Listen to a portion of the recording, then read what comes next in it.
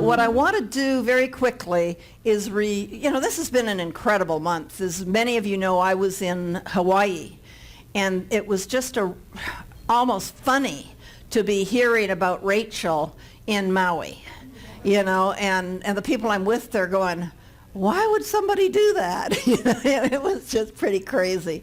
So I got a fill of Spokane news over in Maui. It was sort of fun. So let's quickly review the decisions of this Supreme Court session. The first one was King versus Burwell. It wasn't the first one, but it was one that a lot of us were sort of thinking would possibly put the knife in Obamacare. So it was a little bit of a disappointment. The section in question read, the monthly premiums for such months for one or more qualified health plans offered in the individual market within a state which cover the taxpayer, the taxpayer's spouse, or any dependent as defined in section 152 of the taxpayer and which were enrolled in through an exchange established by the state under 1311 of the Patient Protection and Affordable Care Act. So it was thought that if people were getting subsidies through the federal exchange, not by an exchange established by the state, that those subsidies would not be legal, and it obviously would have caused a big problem within the whole Obamacare structure. Established by the state was interpreted by the Supreme Court as established by either individual states or the federal government, and they upheld the law. So that's how that one went. Then on the gay marriage, that, as you know, went as a constitutional right. And what I really see here is what changed wasn't really the Constitution, it was the country. And what changed the country was a very, very strong activist movement. When polled in 1996, support for marriages between homosexual couples was 27%. In 2015, that had risen to 60%. So you really need to ask yourself what is going to be next, because it does appear that activist movements are really getting a lot of attention, and the idea that an activist movement can change our Constitution, to me, is quite disturbing. Then we have the Congress trying to strike back a little bit on this, and we have what's called the First Amendment Defense Act, and it's a joint bill sponsored by Mike Lee in the Senate and Raul Labrador in the House. And they introduced it on June 17th. Hey Tim, thanks for getting here, and just grab yourself a seat wherever you feel comfy. Thanks. So it was introduced in the House on June 17th as H.R. 2802. And by the way, I put pieces of paper on the table, so if you guys need to be making notes, please do. I think I have some pens up here, but if you need a pen, holler. And it was referred on to the Committee for Oversight and Government Reform and to the Ways and Means Committee. And it was just sitting there, but just in the last week, pressure's been mounting on the House leaders to call a vote on this. But there's a problem within the GOP. And the problem is that Raul Labrador is a co-founder of a Conservative Freedom Caucus on the mantle, and also a Tea Party favorite. And he is a rival to Majority Leader Kevin McCarthy. And Kevin McCarthy controls the floor schedule. And so the game they play is holding up legislation, and there's one gentleman that's considered a little too conservative or a little too Tea Party or whatever you want to call, and they're even holding up the bill on a library being named after him. I mean, silly stuff. So it's a little petty. And so it'll be interesting to see what happens to 2802. So leadership has been known to retaliate against those who challenge them by blocking votes on legislation they've written. So we're just going to have to see what happens on this one. A couple other decisions we didn't hear quite so much about. One was on lethal injections.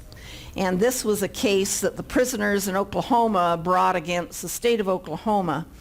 And it had to do with part of the lethal injection protocol, in that Oklahoma uses a sedative called midazolam or something that way, which is used to treat anxiety, and it can also make the person unconscious, the inmate unconscious. And then they use two other drugs that paralyze them and stop the heart. And a group of Oklahoma death row inmates have challenged the state's use of that drug, arguing it can't reliably render the inmate unconscious. So the Supreme Court basically said tough. It does a good enough job, and that one was said Oklahoma can keep using that. In the political maps redistricting, this was a case, I forget the state, I think it was Arizona, I think, that was brought against Arizona for having independent redistricting commissions versus political redistricting commissions. And believe it or not, Washington State has an independent redistricting commission. But when you look who they put on the board, they're all political, so I guess it doesn't really matter. You're going, whoops. So on that one, voters in 7 states, Arizona, California, Hawaii, Idaho, Montana, New Jersey, and Washington, have turned to such commissions in an effort to reduce political gerrymandering, and the map, which is the map drawing method that leads districts easily won by either Democrats or Republicans, sort of figuring out, who's in control or what they're trading. And so what the Supreme Court ruled was that independent redistricting commissions are legal. So that was an interesting one. Then we had sort of a win. It's a win for the coal industry, definitely. And whenever we shoot down something of the EPA, I think it's a win, And that was that the EPA was imposing standards through regulation on the coal industry and the amount of mercury that their coal industry was creating.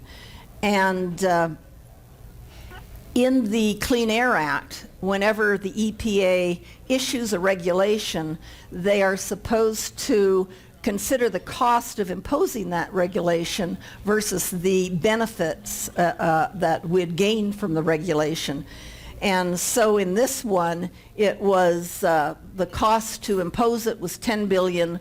The benefits received would be about $6 billion. So the Supreme Court ruled that the EPA did not consider the cost of compliance and found in favor of the coal industry. Housing discrimination was quite interesting. This was under the Fair Housing Act, and it was a case in Texas. So the Texas Department of Housing and Community Affairs versus the Inclusive Communities Project. And it involved a dispute over whether housing for lower income, mostly black residents in Dallas, should be built in the inner city or in the suburbs. And because the federal government provides tax credits to encourage developers to build that kind of housing, and a Texas group that favors racially integrated housing complained that Texas was giving out too much of that to developers that were building in the poor inner cities. And so the group sued under the Fair Housing Law, and what the Supreme Court ruled was that it really encourages plaintiffs now to challenge government or private policies that have a discriminatory effect without having to show any evidence of intentional discrimination. So it's going to affect lending and zoning practices and persistent practices that hurt vulnerable groups. What I thought was funny, and when I was reading all this, I started to giggle a little bit because, they're talking about the black residents. And we'll be talking about the testimony at City Hall last night in a little bit. But an elderly lady, older than me, so really, really elderly, mentioned that she wasn't prejudiced and she had colored friends. And the younger people in the audience just didn't take her age into consideration, and there was this gasp of disgust because she used that terminology.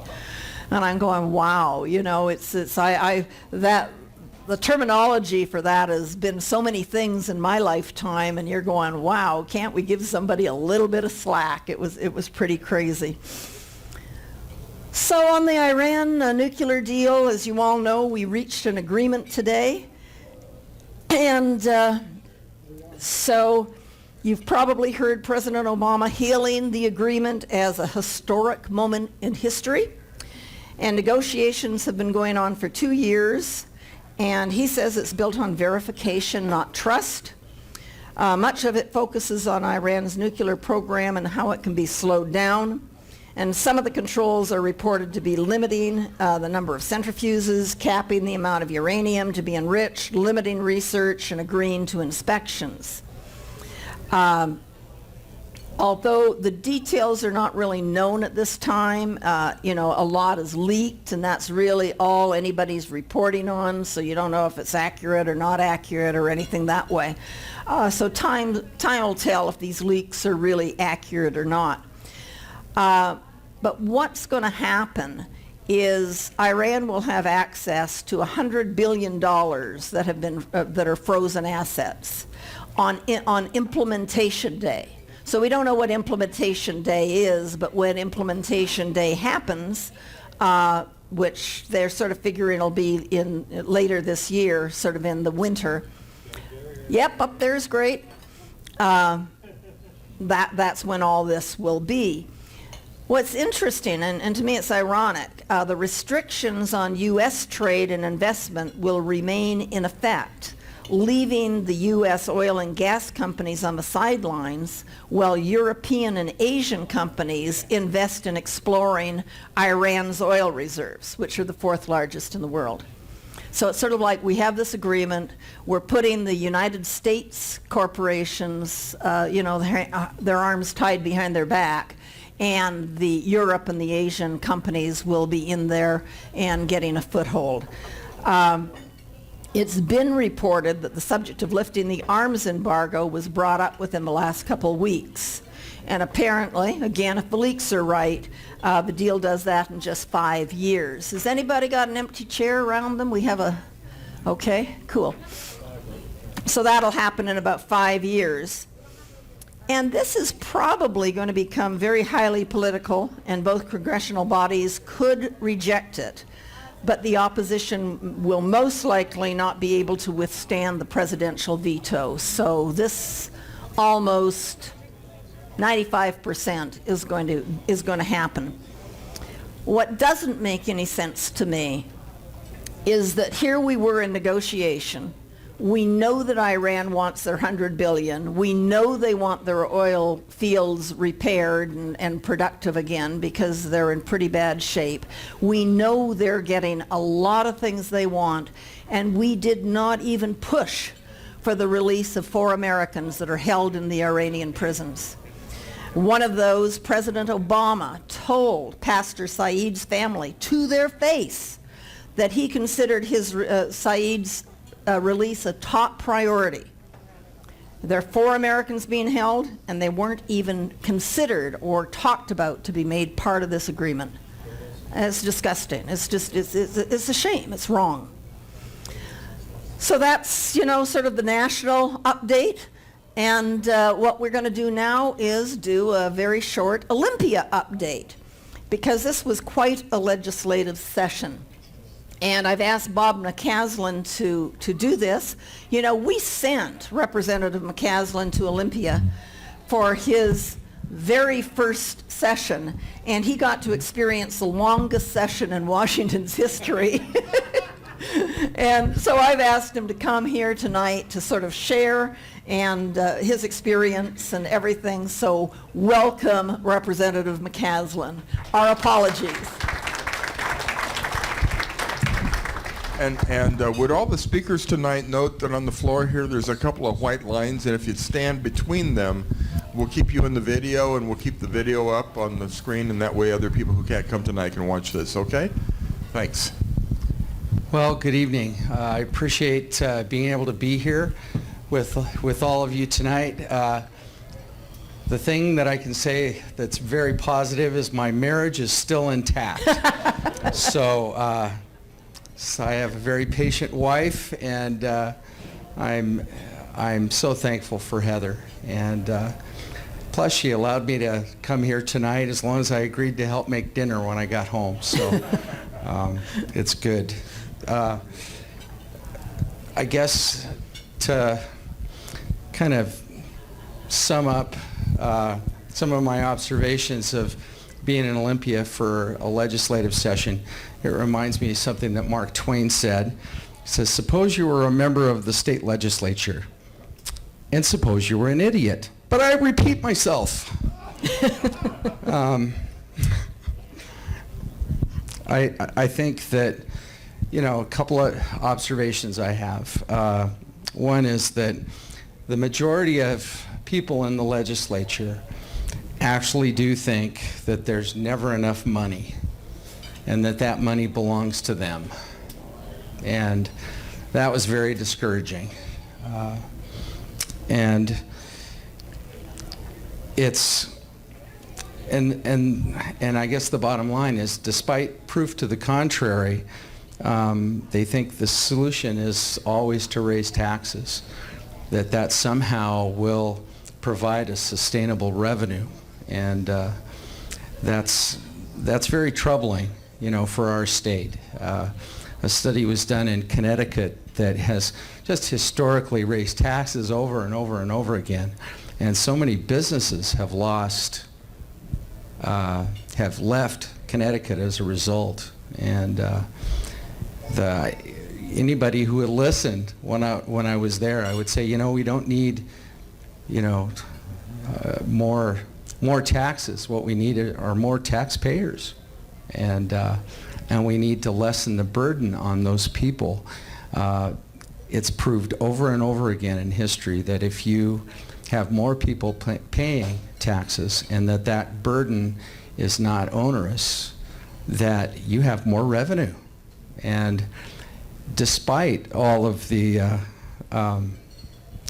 our efforts, we did go into 3 special sessions, and the reason for that is, you may already know this. You're better informed than most people. I've noticed from being here before, and I appreciate that. Is that the reason that it went on so long is the Democrats in the House made a huge call out in the very beginning. We need to raise taxes. We'll never be able to have a good budget unless we raise taxes. And they did this before the revenue projections came out.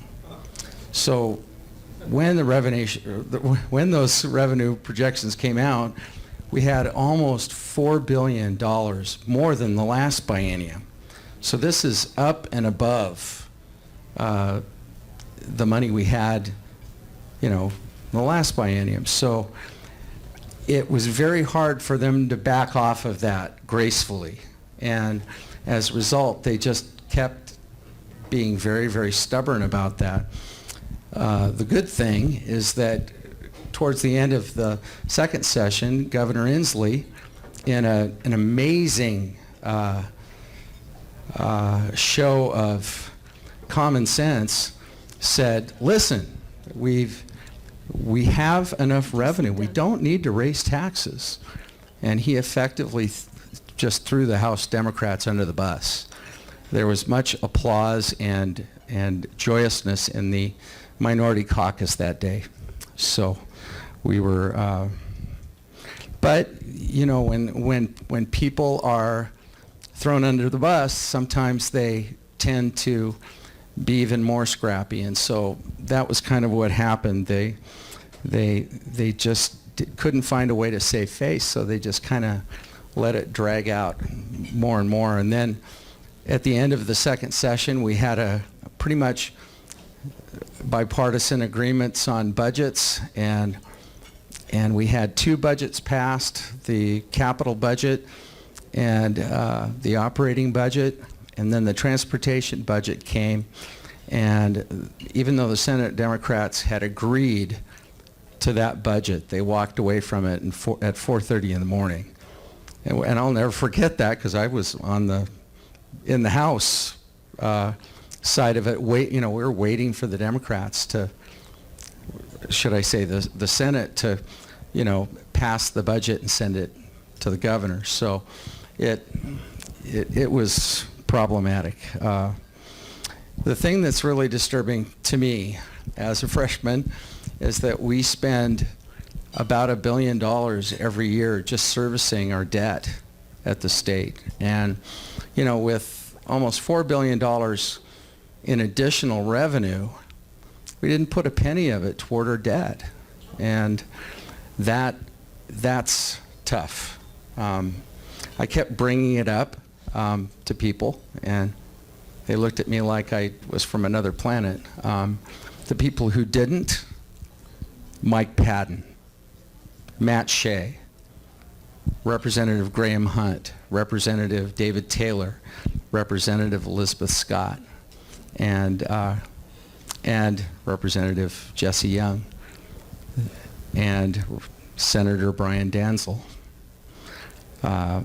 Those were people that could be counted on again and again and again, whether it was popular or not, to vote against taxes, to vote against the expansion of government. And I've got a couple of examples of what it was like to vote as a freshman on bills. We had a bill one day that was labeled a sexual predator bill, and who in the world could ever vote no on a sexual predator bill? Right here. Because this bill actually assumed anybody accused of that was guilty until proven innocent. So I had a couple of people in front of me in the House says, "You're a kindergarten teacher and you're against this legislation?" And I said, "Absolutely, it's unconstitutional." And they said, "Well, it is not." I said, "Did you read it?" "That's not the argument." So, and the other one was something called the Early Start Bill. It originated in a committee that I'm on, the Early Learning Committee, and basically it was taking the Department of Early Learning, and it was easy to remember the number of this bill, and Tim Ben knows the number of this bill. It's 1491, which is, 1 minus of 1492, an important date in history. So basically what it was doing is it was making state more involved in daycare. And it was the beginning of the wholesale takeover of daycare in our state. And anybody who owns a daycare who's doesn't want to adopt the Early Achievers program, and as Tim so artfully described in our committee, I just love this, we call it the Early Deceivers program.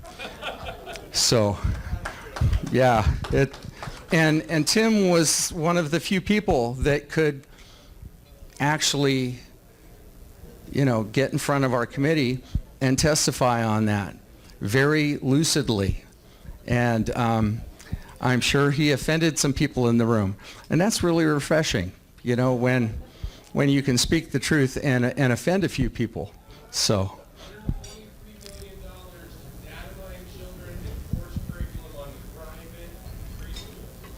Absolutely. And so, I saw that as such an important bill because, being a former kindergarten teacher here, I'd seen good daycares and bad daycares, and quite frankly, parents are the best judge of whether a daycare is good or not our state. And this is just an opportunity for the Department of Early Learning to get bigger. And it got some fairly overwhelming support in the Senate and in the House. And it's something that when we Republicans get into the majority, which we're going to be working really hard to do in 2016, amen? Yeah, we'll be able to do something about that. So I'm just going to end with a quote from Will Rogers. He's got so many of them, but I love this one. I don't make jokes. I just watch the government and report the facts. So I hope I was able to do that tonight. Thank you. Thanks so much. Yeah. Wow, it took a little bit to get the right person to represent us in the 4th, but we did it. So thank you very much, Bob. Okay, so that was our Olympia update. So now we're going to do a local update. And we have quite a bit going on in the area. But first, I'd like to talk about an issue that's sort of been put to bed. And this is Todd Milkey. And Bonnie, I see you're here. Do you want to say something about this? Yeah, thank you. Come on. Yeah, you got to come down. Today's Todd's birthday. Oh. Here. Thank you. Yeah, that's what I was going to do, so this is way better coming from you. Thank And you. thank you, Bonnie Mager, for bringing this to our attention and really letting the community know what was going on. Well, I want to thank all of you who weighed in on this, because we got over 250 people who signed the petition asking the county commissioners. I think it definitely played a role in Mr. French deciding it wasn't in his best interest to install Todd as CEO. So congratulate yourselves for that. There is, however, Always a however. yes, there is the next stage of this, which instead of going forward and looking to hire a headhunter agency to look at qualified candidates, we've heard not a word about that, but we have seen Ms. O'Quinn go back on her original idea that if the people wanted to have a 5-member board of county commissioners, they should go forward with an initiative, which you know it's really difficult. People have to go out and collect lots of signatures and put it on the ballot. She immediately changed, reverse course, and now they had a hearing last week. They will be taking, it's my understanding, comment through next Tuesday. I don't know if they're going to allow people to come and testify again, but you can send in an email to them telling them whether or not you want 5 commissioners. In my humble opinion, this is just another opportunity, one, for Miss O'Quinn to gerrymander the district so that when she comes up for election next year, she might not have to face as tough an opponent as she's concerned with now. And it's also a twofer. If you noticed in the newspaper, Mr. Milkey commented that he would not be throwing his hat in the ring under the current composition of the board. Of course, if they has 2 more folks, that gives him next year to lobby and try to help 2 people who would be in favor of his being the CEO come into office, and therefore he would, I'm quite sure, throw his hat in the ring again. So the saga goes on. I would encourage you to email the commissioners and let them know how you feel about 5 commissioners. I have to say, I personally believe we would have more representation. It would be better if we had 5 commissioners because we have a large county. However, not unless we have, and I'm looking into this and I'm not sure, you know, how to come down on it, but a charter county would allow us to elect our commissioners from our district if we so chose, whereas now we don't have that opportunity.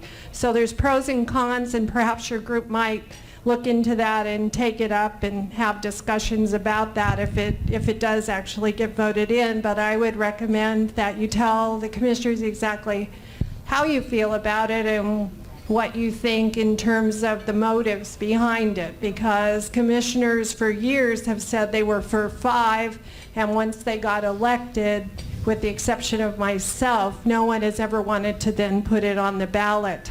They kind of like the composition, they like the power between the 3 of them. They don't like so much the 60 to 80 hours of work if you're really doing your job, but it's kind of, where it's at. I think we're a big enough county, we need it, but we also need to take the time to investigate what's the best structure for our county if we are going to go to 5 instead of 3. A quick Thank question. you. Quick question. Yeah. I'm right here. Sorry. So what's happening with Farnell's position? Did he step down, or is it open? Or No, what's I happening? think he will stay on until they decide what they're going to do. So that's why Maybe it he'll leaves get another raise. maybe a bonus. There's 2 chairs right up here, Frank. So, I think that's exactly why I'm suspicious about this, is because they haven't talked about going forward with the headhunter, and Farnell's still there and probably will be. Okay, thank you. Great. Great, Thank thank you. you. Okay, we're getting pretty full, so when you see people come in, if you have a chair next to you, let them know. Okay? All right, so now we are going to go with local representation, and I've asked Rob Chase if he has anything to add to the content tonight, and he said he sure did, so here is Rob. Okay, thank you, Cecily. Like Cecily said, there's a lot going on at the federal level, the state level. There's a lot going on at the county level, too. And the CEO process is one of these things that's going on. And, Todd withdrew his name, and it all fell apart, this effort, the last few weeks. And so I contacted the 2 Vickies, Vicki Dalton, Vicki Horton, Larry Haskell, the sheriff, and who am I leaving out? Oh, Tim Fitzgerald. And we're going to sit down tomorrow and say, do we need to be part of this process? Because we all work closely with the CEO. It's a very important position. Maybe it should even be an elected position. Who knows? But what we want to do is, do we need to be part of this process? Because at least we were all elected, so we do have some confidence from the people of the county.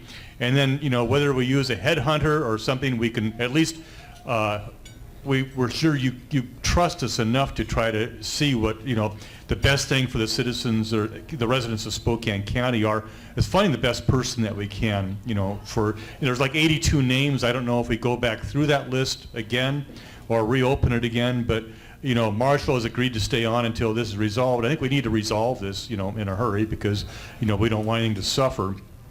So that's one thing that's going on. I'm looking forward, and I'll keep you guys posted on what happens with that. The other thing, of course, Bonnie mentioned, is going to 5 commissioners. I support that, because each county commissioner represents 168,000 people in the county with 3 commissioners. We're an urban county. You take the other counties in the 5th district, like Garfield, Stevens, Pend Oreille, the county commissioners represent under 10,000 people, so here's 16 times as many people. Well, it's hard to adequately represent that. By state law, without becoming a charter county, we can, since we're over 300,000 people, we can go to 5 commissioners if it's voted on. The other thing is, like I think Al French said, he sits on 30 boards. Well, how can you make an informed decision when you're sitting on 30 boards? You just barely have it. These are important decisions. So at least if you narrow it down, the workload between 5 people, that's I think a good thing. You can understand things and make better decisions. The other thing is communication. I think a lot of the problems on the Board of County Commissioners are communication problems. So they have to, how can you talk? Sometimes you just have to sit down and talk about things, but they're not allowed to by the Open Meetings Act. But at least I think this way, two commissioners can talk, about something and maybe keep it going and get the best decision that they can for you from that. So I'm a supporter of that. I think sometime this month the commissioners will make the decision whether or not to put it on the ballot, and I'd like to see them put it on the ballot, for one thing, that saves shoe leather for us, that are going out there getting those signatures. Unlike the city of Spokane, who did make us go out on the sanctuary city and get the signatures, and now they're looking at a technicality possibly to throw it out. But, I think it's important to give the people a voice and everything. Actually, Vicki Horton and I, the county assessor, are being sued by the city of Spokane. And as Vicki Dalton said, you're not a real elected official until you've been sued. So this is kind of new for me, but it wasn't like I jumped in there and did anything malicious. What happened was when they passed the bond, the voters of the city of Spokane for, I think it was parks and road repair, they promised the seniors and veterans that they would be exempt from it. And I had never heard this until February 13th. All the parcels were certified. They're ready to be mailed, and suddenly we got a court order telling us not to mail it. You can't mail it. It's a restraining order. And so that took 5 days before the Department of Revenue came out and said, go ahead and mail them. What they're trying to do is not lawful. So we went ahead and mailed them.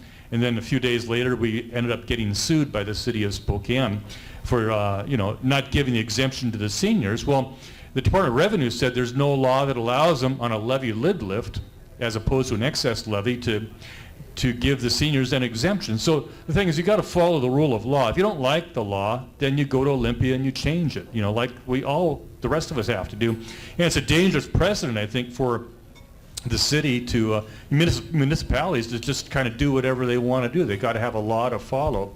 So that's why we're appealing this. And I got really good news yesterday that Attorney General is on our side. He's going to be, part of the lawsuit too. So we've got Vicki Horton and I have backup now, and that's a really good friend to have there. Also, even though I had odds sometimes with the Association of County Treasurers, it sounds like they're going to come on our side too. So I'm optimistic about that.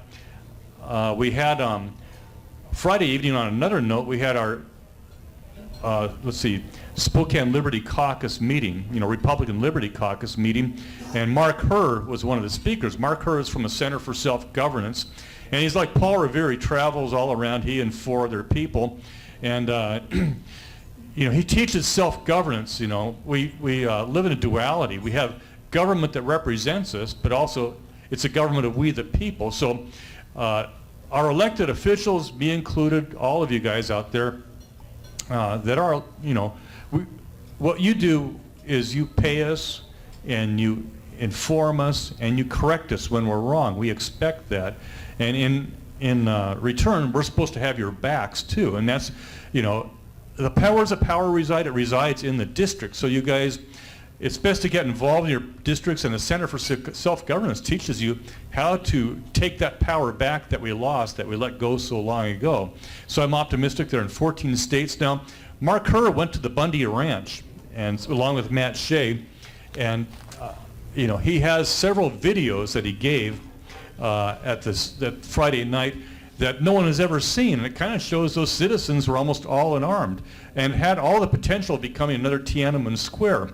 But it didn't. It was citizens taking their power back, and it's a property rights issue. And what I'm trying to do is, it would make a great documentary. Matt Shea was down there too, and you would see a side of the Bundy Ranch episode that you never saw before.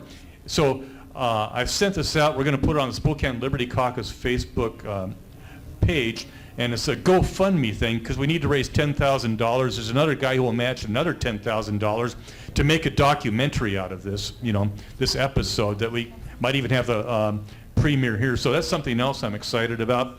And I'll go ahead and turn it over to Cecily now. Thank you. Appreciate that. Thank you. Yeah, the videos shown on the Bundy Ranch were really very revealing.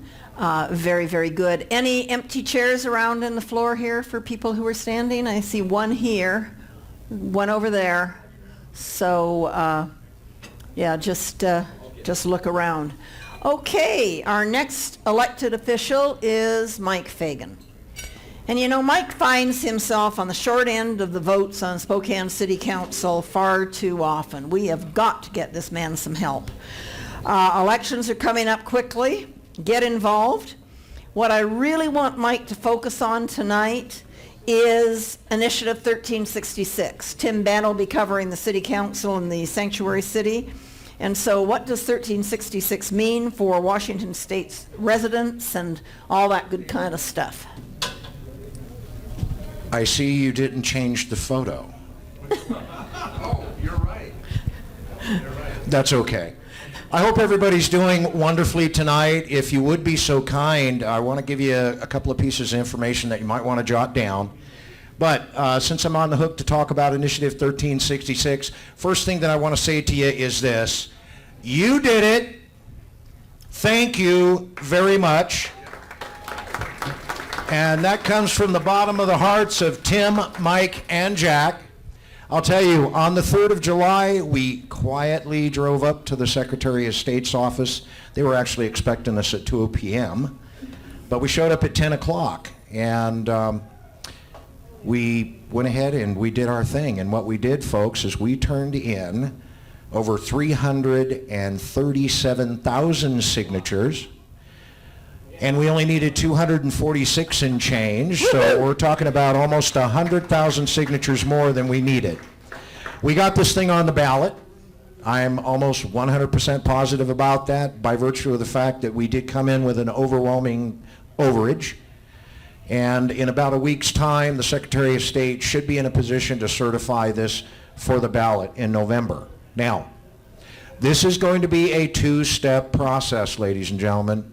We are going to have to vote for this twice, because what we've done is we've secured the ballot language onto the November ballot here, which would instruct the state legislature to put a 2/3 supermajority requirement in order to raise taxes on the ballot for November 2016. And we need to vote on that this November 2015. So again, it's going to be a two-step process. Now what will happen when we vote this in November? By April 2016, the legislature will have to do the will of the people and put that 2/3 constitutional amendment on the ballot for us to vote on, or we're going to take 1 percentage point, which is a little over $1 billion from the sales tax. That's the either or at this particular point. Now, talking a little bit about the 2/3 history. This is the 6th time that the voters have had to touch this. I'm still a little bit torn as to whether or not I want to thank our left-leaning state Supreme Court for ruling 1185, the 5th Can I see that? 2/3 initiative unconstitutional. And the reason why I'm torn is because when they did that and ripped the rug out from underneath the taxpayers in this state, they made it clear that we needed to come back with a constitutional amendment, and we figured out a way to do it, and you folks made that thing happen. So once again, pat yourselves on the back, give yourselves a big round of applause. Boy, that's enthusiasm for you. Yeah, wasn't woohoo! Oh, you bet. You bet. Now, in 2012, all 39 counties, including King, voted to require the 2/3. This thing basically passed in just about every legislative district except 4 or 5 that were in the heart of Seattle. Okay? And this thing passed with an overwhelming amount of votes. As a matter of fact, this particular initiative, 1185, ended up garnering more votes than any other initiative in Washington State history. Okay? What else can I tell you about this? Other than, once again, it's going to be a two-step process. Great. There are some chairs up front for those of you that are standing. And Mike, is there anything you want to tell us about upcoming you city bet. council meetings? You bet. My campaign manager, Tim Benn, is going to be coming up here to talk about what happened at the Spokane City Council meeting last night. What I can tell you is even despite the theatrics and the grandstanding that did occur, I'm sure that a lot of folks here that did watch or were there would agree with that statement. We went ahead and were successful in making the city transfer that petition to the county auditor for signature verification. Now, hang on. It ain't all wine and roses.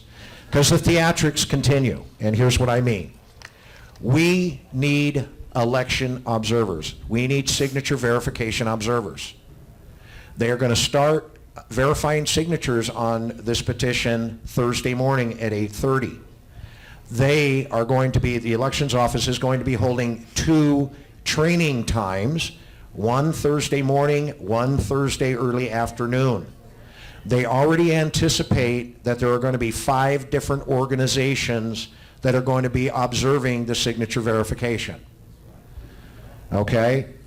If you have an opportunity, you are a retired person, you can take the day off, I would really appreciate it if you can put in a call to Aline Lindstrand, and let me You just... all got papers and pencils there. You bet. We need your help. We need your help, because I'm telling you what, this is a huge national issue, folks. Matter of fact, so huge that it's my understanding that Bill O'Reilly, right around the 5 o'clock hour today, did a feature on Tito Baldovinos, who is the ice hold in the Spokane County Jail right now. That is a 9-time deportee. Take him back there. 9 times, guys. And he's there awaiting a federal trial for murder. You want to know what he did? He was part of a drug ring. Kidnapped a person out of the city of Spokane. Shot, tortured, beat, chopped up into little pieces, doused him with gasoline up there north of Long Lake.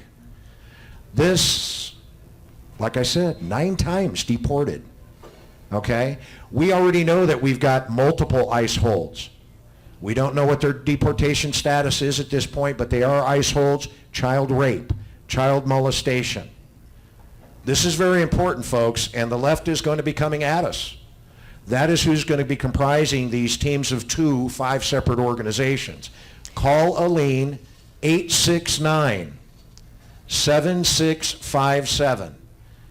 Again, 869-7657.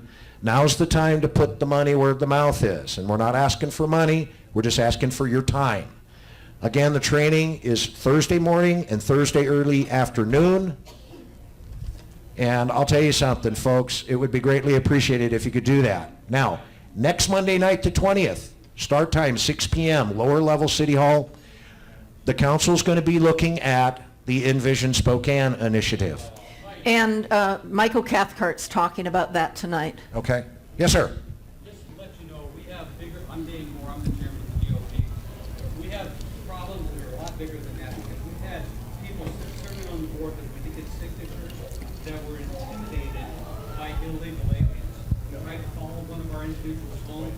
Thank goodness, one of our other individuals kind of scared him off. It's become a very problematic situation.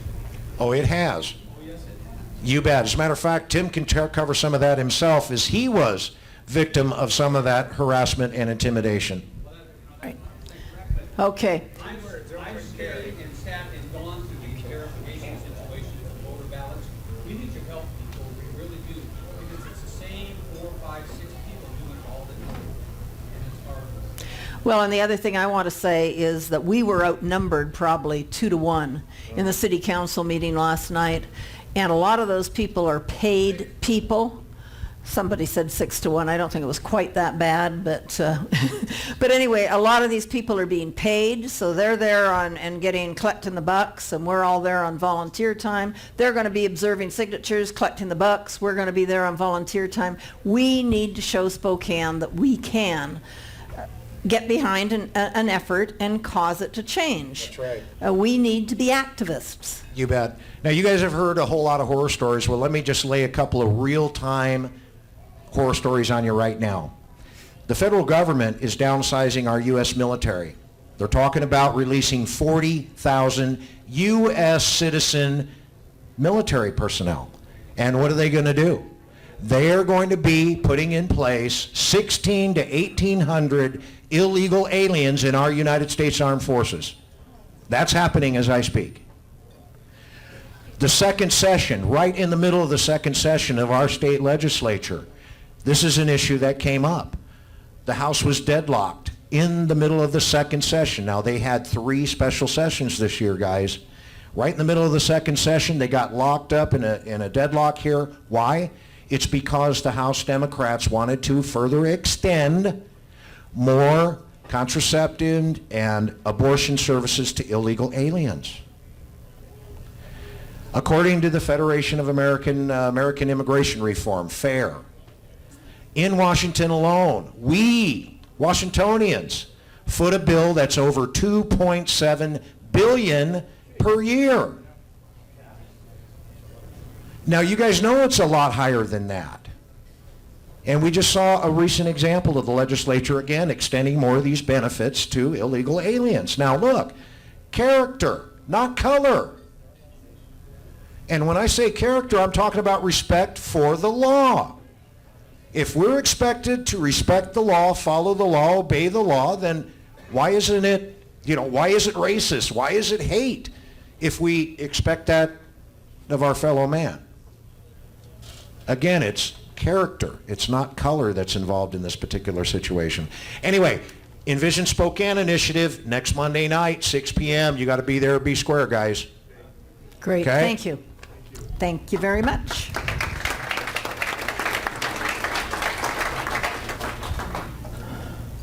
All right, now we have Tim Ben. We call him our eighth man, as you've heard from Bob McCaslin. He does a lot. He wears many hats, but he collected a lot of signatures on the 2015-1 initiative, and I figured it was probably best for you to update us on last night's debacle. Debacle it was. I think the city of Spokane's found another source of revenue, and they can sell tickets to city council meetings. Raise your hand if you were there last night. Okay, a few people saw the circus. It was definitely an interesting evening. Our council president actually was trying to violate the law and not allow the citizens to put initiative forward, which would have been a complete violation of, local, state, federal law. So we definitely need to get rid of Ben Stuckert. He's not somebody that we can even get him to follow the law. And he misrepresented the truth many times. Definitely other council members like Mum misrepresented the truth. They actually tried to put holes in the initiative, said the petitioners that we misled the public, which was completely untrue. They said that they were going to be trying to pull signatures off of the petitions. Completely untrue. We blew a hole in that today. I talked to the auditor's office, talked to city clerk.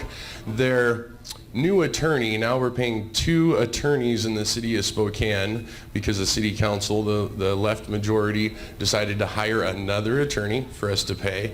And that attorney read half the law to us last night about how they would remove signatures from the initiative. So it's said and done. It's going to the auditor. Again, Thursday morning, 9 o'clock, we need people there to take the training so that we can get observers in there, because the Center for Justice is going to be down there, of course, harassing the people that are working in the elections office to try to get those signatures thrown out as much as they can. Of course, we turned in over 3,500 signatures. We only needed 2,400 signatures. So definitely need your help on that. Definitely tell everybody to vote. In the primary election, I am Mike Fagan's campaign manager, and we need to get the folks on the ballot in the general. So the primary is really important. Regardless of the district you live in, we're talking 25% of the people vote. And then when the general election comes around, sanctuary city, we need to push that issue. We need to really push that issue. We'll be the first city, I believe, in the United States to overturn a sanctuary city. It's a house of cards. It's a house of cards, and we got to pull the first card out. And the reason why is because what's happening is they're saying that illegal alien victims are not calling the police because they don't want to be deported. When in all reality, we know that being a sanctuary city is actually protecting the perpetrators, and it's inviting more people to jump the border and come to great cities like Spokane. So we've got to get this done, got to get it on the ballot. Fundraise. I'm not sure where the fundraising effort is going to come from, but contact Mike Fagan, contact Cindy Zapataki. because they will be doing a campaign at the general election. I have a couple phone numbers to give you if you want to grab your pens or pencils. As far as the volunteer effort, there is several teams that do the work, and I was told by the auditor's office that we will have at least 5 different groups represented. So the GOP is going to have some folks, and then the petition itself will have some folks. So you can contact Ruth Ryan at 509-710-5364. And then she's the GOP organizer along with Aline. And then there's Fred, which is my Marine friend. We hung out a lot together, stood in front of stores, got cussed out, flipped off, all sorts of fun stuff by the illegals. You know, they don't have to ask immigration status. Just stand in front of the store. They'll cuss at you in different languages and tell you they're illegal. I witnessed it. I wish I had a police officer standing next to me to, deport them. Anyways, Fred's phone number is 509-435-6765. And they are a danger in our community. We're seeing more and more crime. I don't know how many actually live in the city of Spokane? Okay, the closer to the core that you live, the more government housing there is. And we're funding it. There's some interesting things about this, and I told Karen Stratton, city councilwoman, about some of these risks. If the federal government decides to pass legislation to do something about immigration, it is against federal law for our city to harbor illegal aliens.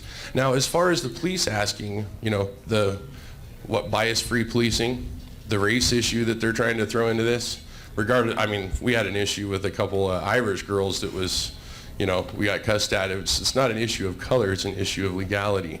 So what we run into out there is a ton of crime.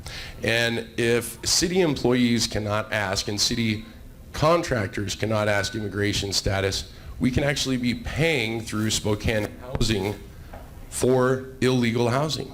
So the federal government can pull funding from the city of Spokane and actually put us in a real big legal problem with the feds, because we'll be paying to house them, not just for their medical, not just their food, not just the other programs that are state, but other local programs, paying for their housing. So important issue, definitely make those contacts. Let's make sure this gets on the ballot, and definitely run it through to the general election. Thanks so much, Tim. We are really running behind right now. But this is important. We will get to the movie, I promise. But you heard Envision Spokane is back, and I'd like you all to meet Michael Cathcart. I wasn't able to find a picture of him with his beard. All I could find are pictures with him and Lauren. So this is Michael. It really is. And just me being you lazy can and not see shaving here what sometimes. he does, and he's going to tell you about what's going on. And I believe he also has material for you. Yeah, I've got copies on the back table, so if you guys want to grab them, I got copies of the initiative as well as Washington Policy Center analysis. And then there's a flyer about an open house that I'll tell you about in a second. So yeah, as you guys know, or I guess show of hands, who's familiar with Envision Spokane? All right, very good. So quick history, 2009, they had their first proposition on the ballot. It failed 75%. It was a log roll of things, everything from right to affordable housing, right to affordable health care, the right of the environment to exist and flourish. They pared it down, came back 2 years later with another version. This one, focused a little more on neighborhoods, focused a little more on the environment stuff. This one failed 49% to 51%. So very, very tight margin. This was in 2011. So they came back again with the exact same initiative, a couple small minor tweaks, 2013. A large coalition of us got together and said, this is illegal, we know it's illegal, and we sued. And it's still working its way through the courts right now. That was 2 years ago. Right now we're waiting for a ruling from the Supreme Court to let us know what's going to happen. But in the meantime, they have come back with yet another measure. This one is called the Envision Workers' Rights. The Workers' Bill of Rights is what they're calling.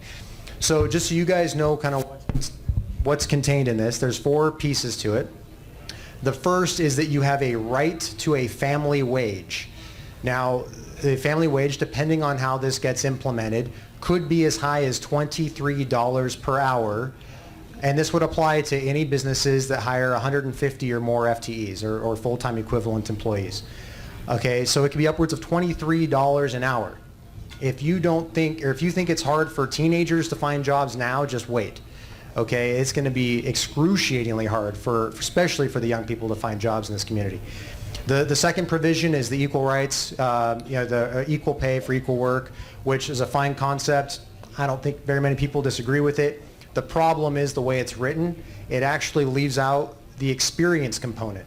So it does not allow, or it may not allow, based on our interpretation, an employer to pay two different employees differently based on experience.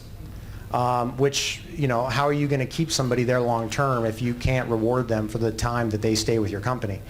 The third piece of this is that you have the right to not be what they call wrongfully terminated.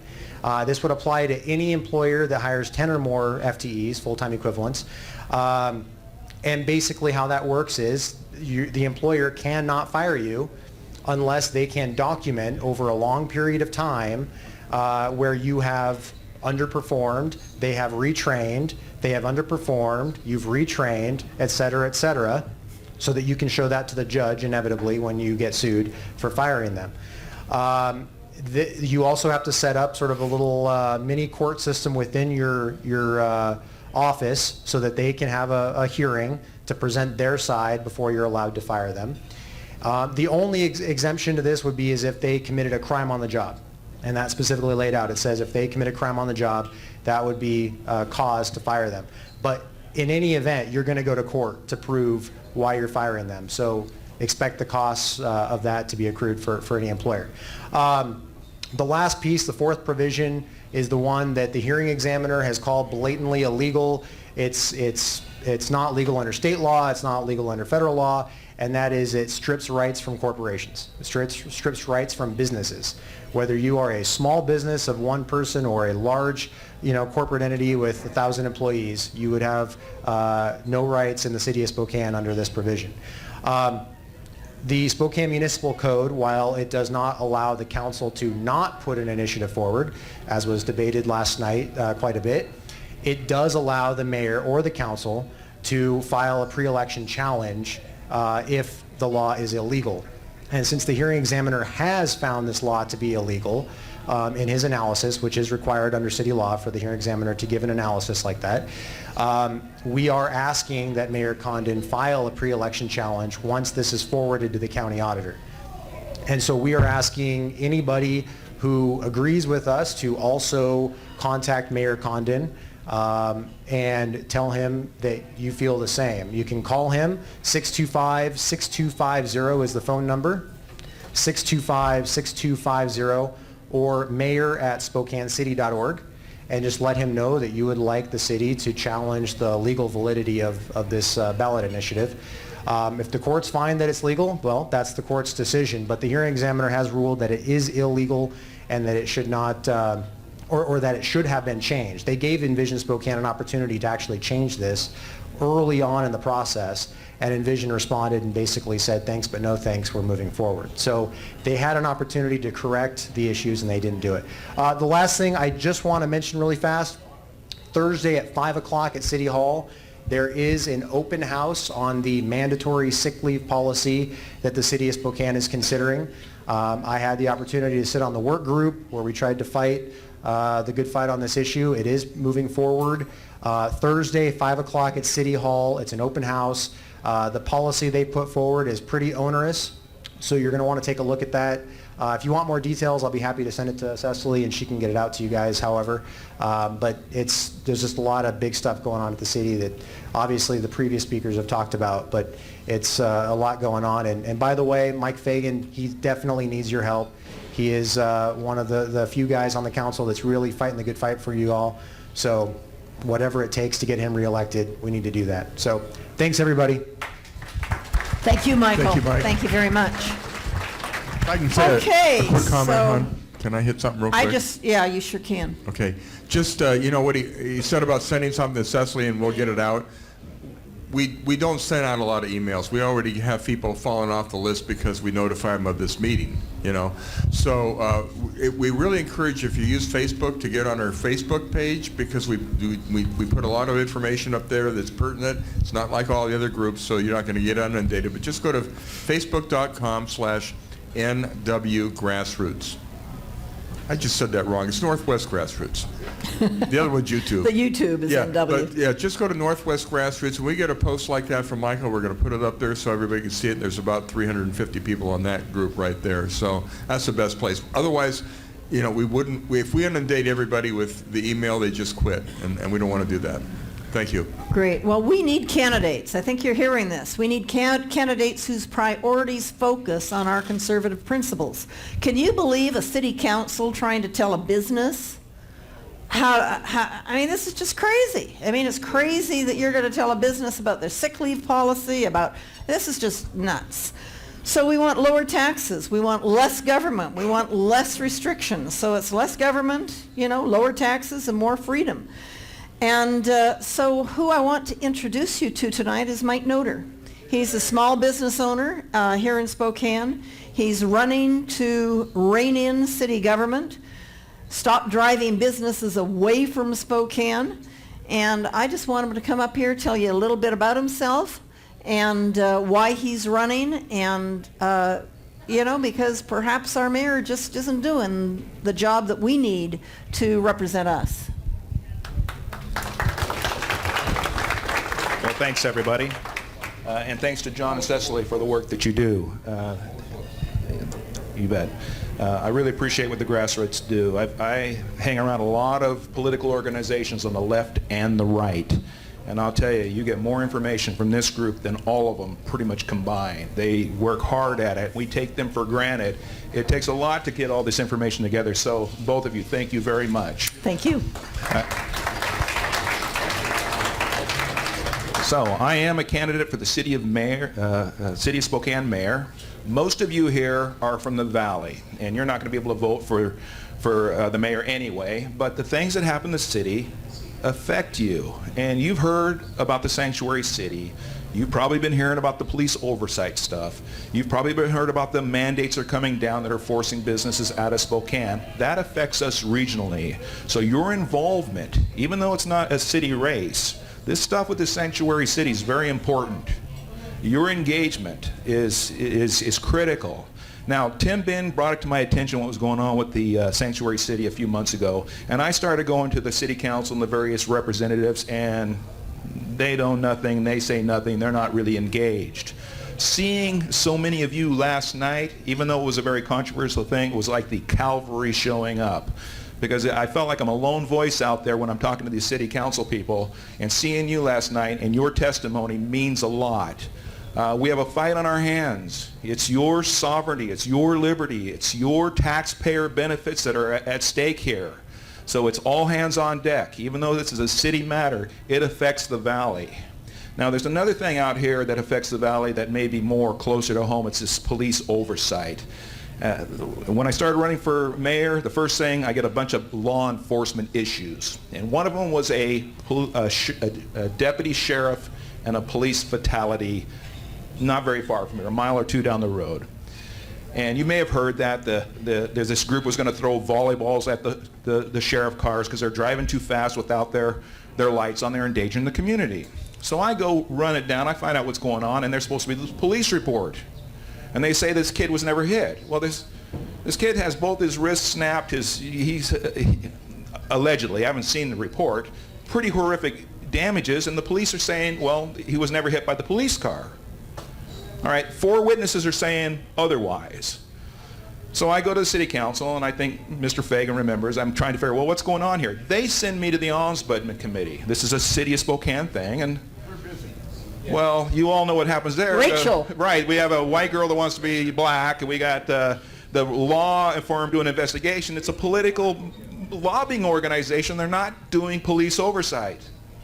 Well, that's critically important. We can't have confidence in our police if we don't have independent oversight. The police cannot vindicate themselves. We need an independent hearing. It's not that the oversight committee is going to dictate to the police, but we don't know that we're getting good value there. So we have this police report, and the reason why the city is important, the city did the independent investigation for the Valley, which was either the deputy or the... So I go to the Valley City Council, nobody knows anything, city manager knows nothing, the mayor knows nothing. I go to the city council, they know nothing. They send me the ombudsman committee and I get this zoo, right? Yeah. So there is no police oversight. I've been fighting this police oversight for a decade now. The citizens want it, we don't have it. Now I don't blame the mayor or the city council. You get a nut job, she wants to be black, okay, that's a non-issue. The problem here is that went on for a year and there is no engagement. And so now it's all back to committees. Well, committees is not getting the job done. And that's what I'm looking for, is I want engagement from my elected representatives, or I want them to step down and let somebody else do it. And so that's really what I'm looking at that on the law enforcement. Also with these utilities, we have very high utility rates. This solid waste system is a joke. That waste energy plant eventually will have to come down. We're going to get something that's going to solve our long-term solid waste issues. All that stuff's ignored. We pay a lot for government. We don't get good value. And at the end of the day, the reason why I'm running, I don't want to be mayor. I'd rather work in the private sector. I can do very well there. But what I want from government is I want more for my government, I want to pay less, and I want more liberty.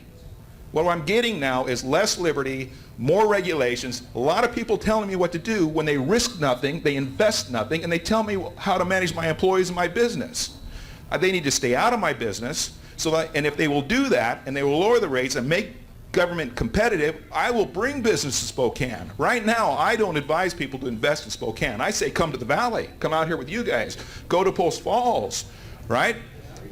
Well, how do I not? Well, how do I tell a young kid to say, oh, stick around. You can sell popcorn at AMC theaters in the mall. You can be a busboy at the new hotel. No, I want these kids, I want them to make the most. I want to get them on a career path. Now they're going to do this mandatory wage, which is coming, this sick leave thing. Well, all that does is eliminate entry-level jobs. You know, you come out of high school, working for free is better than sitting around smoking pot or drinking beer at $5 an hour, right? So how does the government decide that, oh, well, you're going to be paying this, you're going to be paying that? I want these kids either working for veterinarians or getting involved and learning how to create value and then moving up. And if they're not getting enough money, they can move. But if you put these regulations on people and you put these mandates on people, the jobs are going to leave, and you're going to get one $15 an hour instead of $4 or $5, $10 an hour jobs. Any job when you're 17 is better than, the money isn't really relevant. And those entry-level jobs was never meant to support a family of four anyway. You get out of high school, you work for a summer or two, you move on, you go to school, and you move up. That's what I want. I want to restore that work ethic, I want to expand liberty, and I want to reduce the cost of government in Spokane. You're in the Valley, you don't vote for the city, but it's the same thing. There's quite a few city people out here. Yeah, I know the ratio. Anyway, I know you're... So I'm just going to say this man is passionate, guys, don't you think? Thank you. I know you're short on time. You can see me at my website. I talk about the issues. Thank you for your time and for your engagement. It means so much to me. Thanks, Cecily. Thanks so much. It'll be fun to get a little bit of energy back into our office holders, don't you think? I do not believe John Ahern's here, so I'm going to keep going. Dave White, you got 1 minute.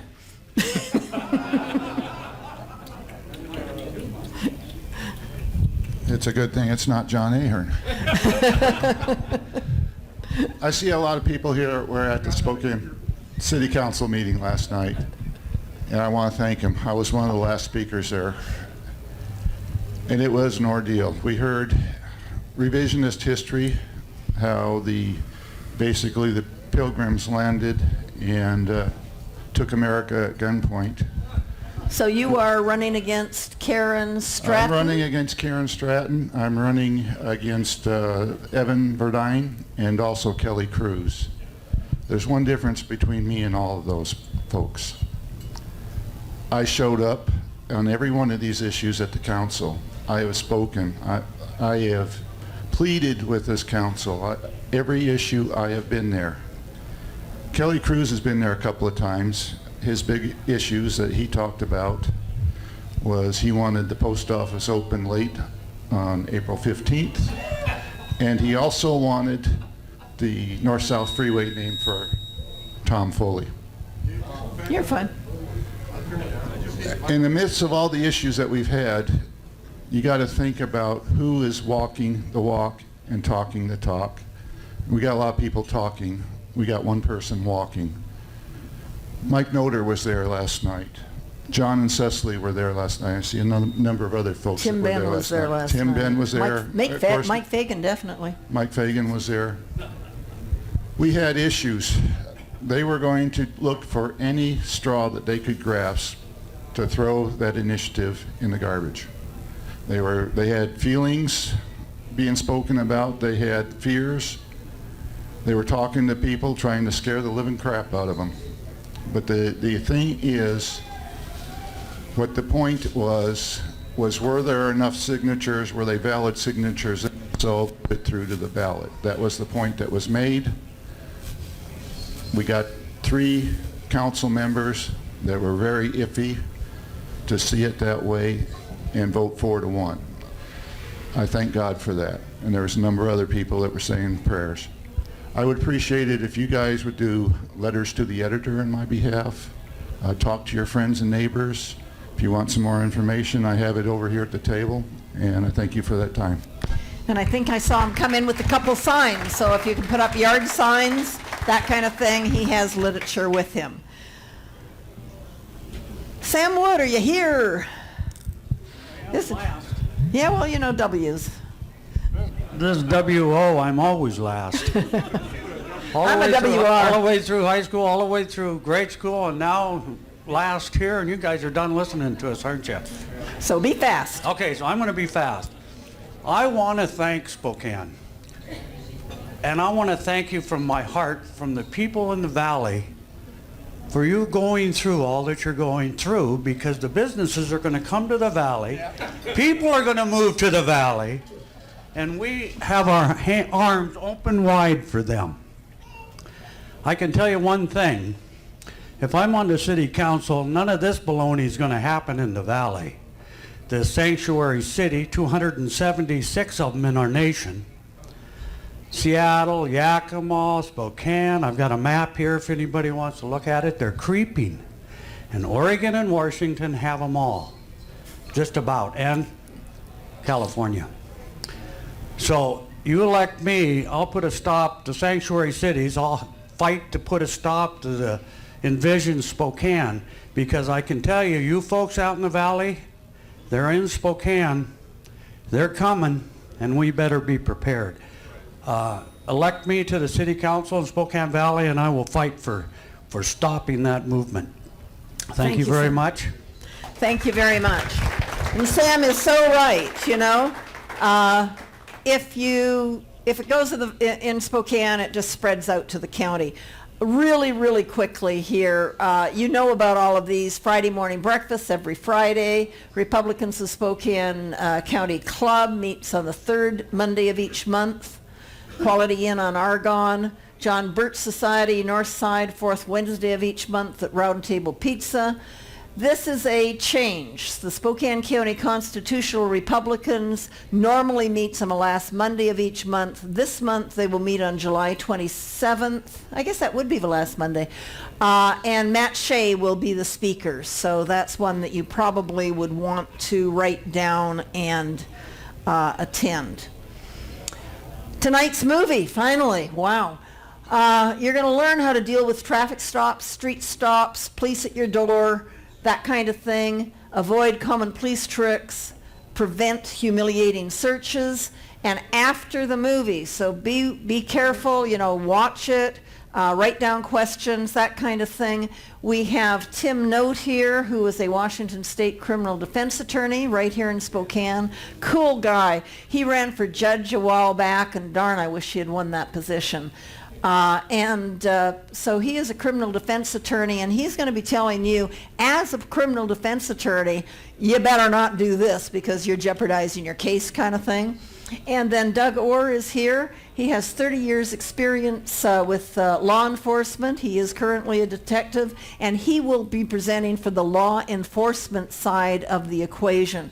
So again, tonight's movie, and I think, John, you cut out that first part of it, didn't you, the music? No. Oh, okay. We'll get through. Okay, here we go.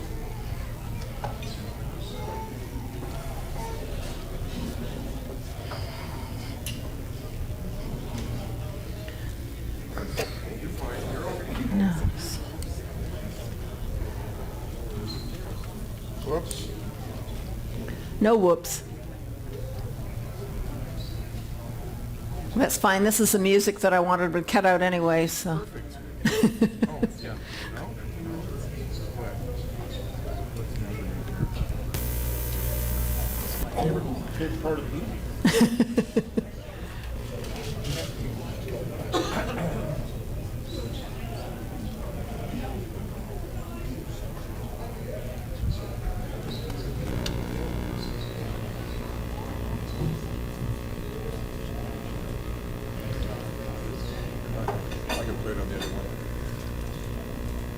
Okay, we're going to talk about something else for a minute. He's just going to play it on the other computer, so.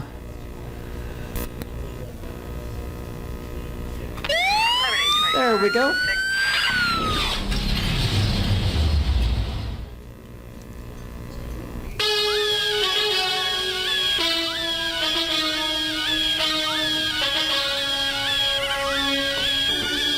I move like the city, skyscraper stand. I move like the city, with the money rubber band. I move like the city, where everything's fast. I move like the city, and car lights fly. I move like the city, with skyscraper stand. I move like the city, with the money rubber band. I move like the city, where everything's fast. I move like the city, and car lights fly. Hey yo, my neighborhood is like a video set. Cameras move slow when the street get wet. Shake 'em up, roll money down, it's a bet.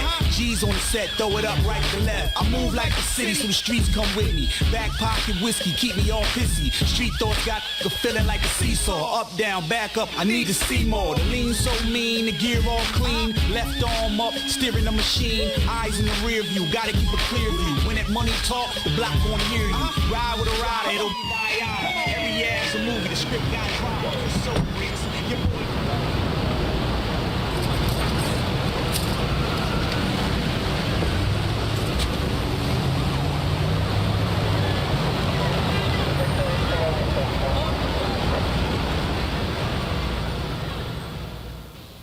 Good evening, my friends. For those of you who don't know me, I'm Billy Murphy, and we're going to talk about how to deal with the police.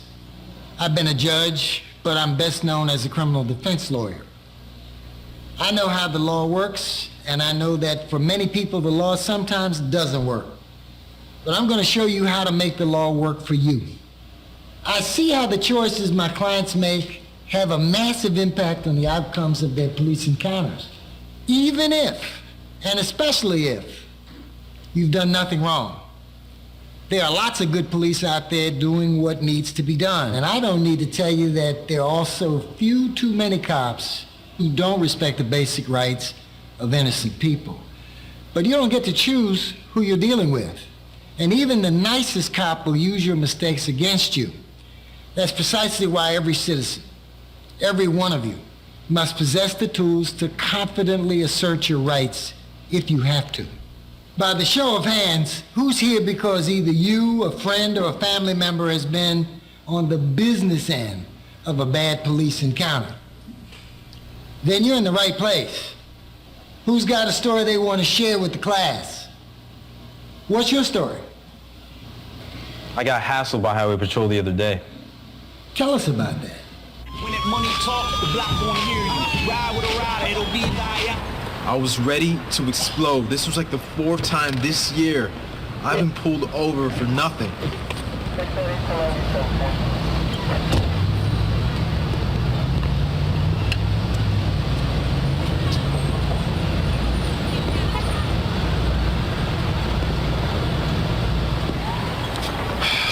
License and registration? Yeah, I know the drill, man. Excuse me? License? Registration. No need for the attitude there, bro. I'm looking out for your safety and everyone else's on this road. Whatever, man. Okay, step out of the vehicle for me. Turn around and put your hands in the air. Turn around and put your hands in the air. Gosh, man. Walk forward. Walk forward.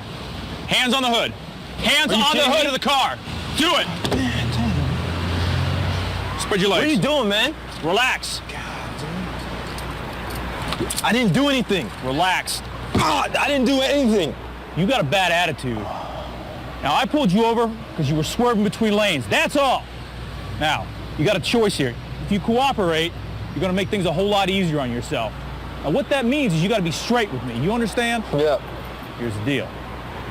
You don't speak unless I ask a question. You understand? Yeah. All right. That hurts, man. That's too tight. Relax. You're fine.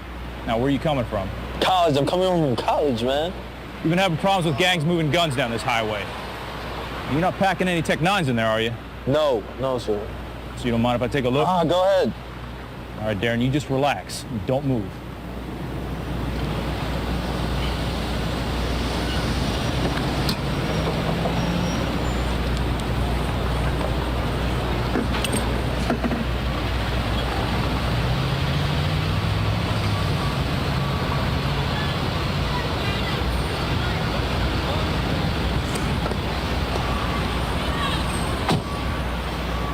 All right, stand up. Stand up. Walk back with me. Keep walking. Keep walking. All right, have a seat. Have a seat, Darren. Now cross your legs. Cross your legs!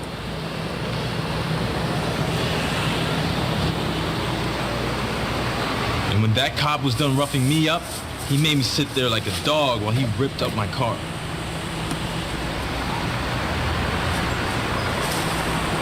I've got nothing to hide, but that's disrespectful. All right, you sit tight.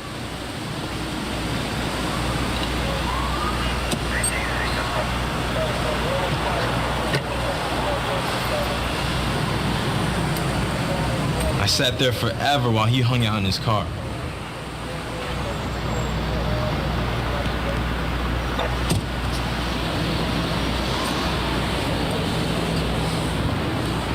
All right, Darren, stand up. Stand up. Turn around.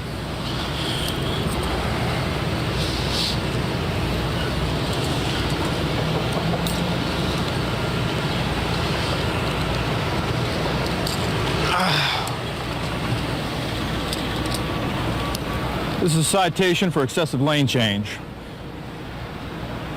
You take care of this as soon as possible. Sign that. Sign it.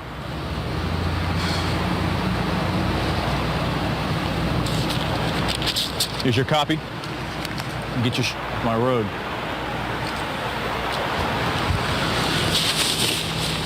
That cop profiled me. It's ridiculous. I go to school. I'm not a gun trafficker. I know exactly how you feel, man. That's why we're here. It's certainly possible you were profiled, but it's practically impossible to prove that. You never know for sure what's going on in an officer's head. I hate to say it, but from what I hear, it sounds like you broke the first rule of dealing with the police.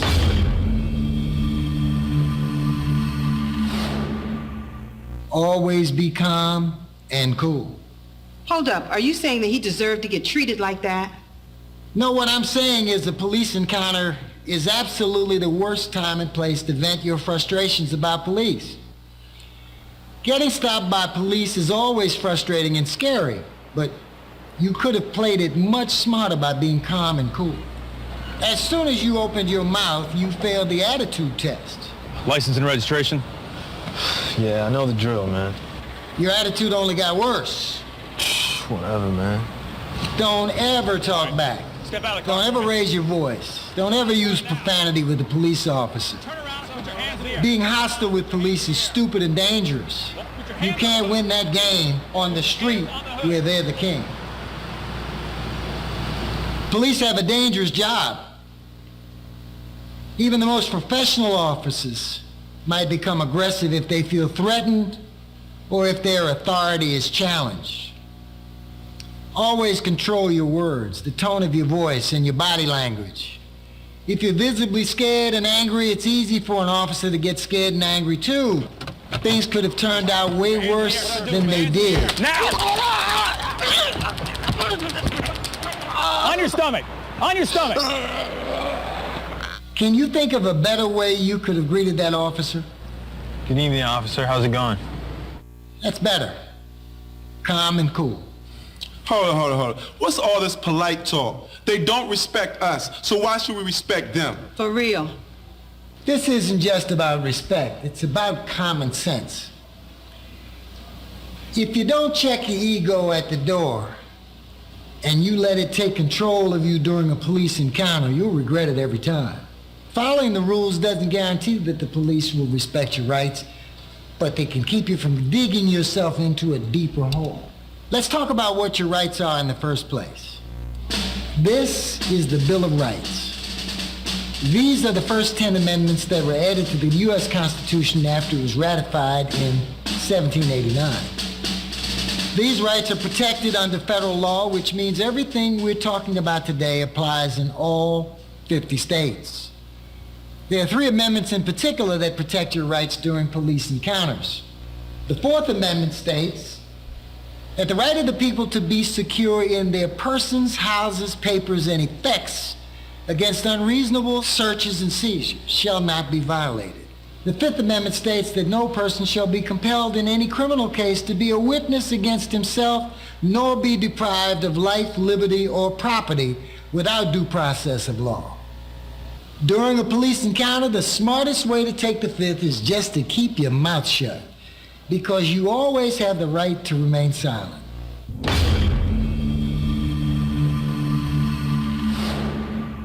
We'll talk in a minute about how this works.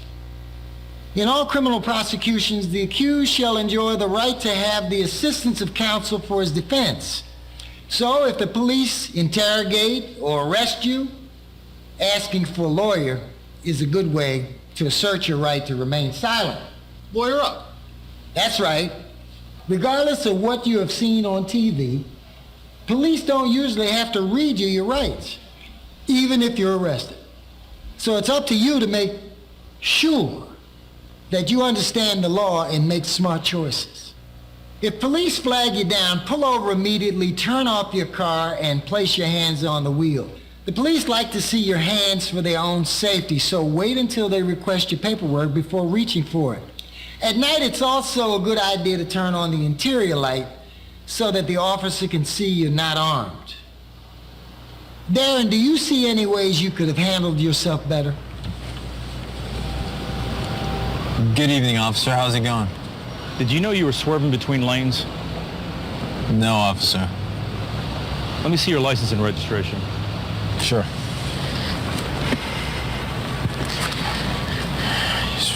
My license.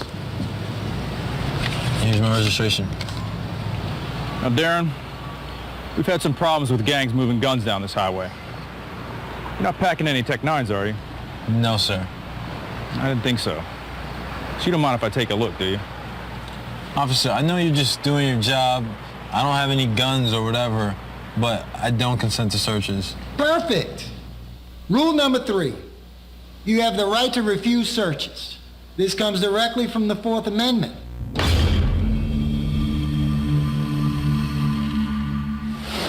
For your 4th Amendment protection to legally apply, you must be prepared to clearly state your refusal under pressure. Everyone repeat after me. I don't consent to searches. I don't consent to searches.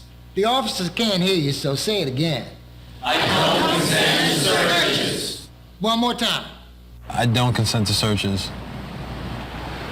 You a law student or something? So if I show that I know the rules, he might think I'm a law student. Or maybe I got big legal connections. Perhaps. But don't get carried away by saying stuff like, I know my rights, Get out of my face! I'ma sue you!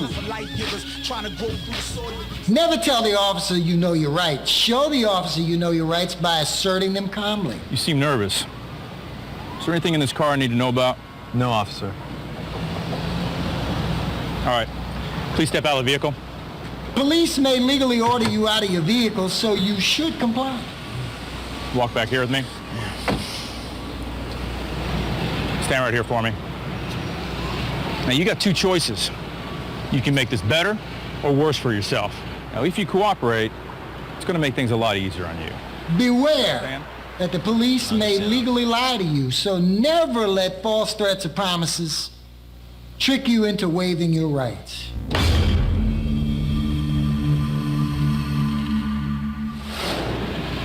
Now, if you don't, I'm going to call up a K-9 unit, and those dogs are going to rip apart your car, and they're going to find what you're hiding. So what's it going to be?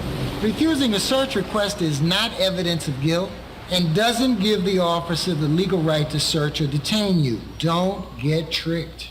Unless you're detained or arrested, you may terminate the encounter at any time, but don't wait for the officer to dismiss you. Simply ask if you're free to go.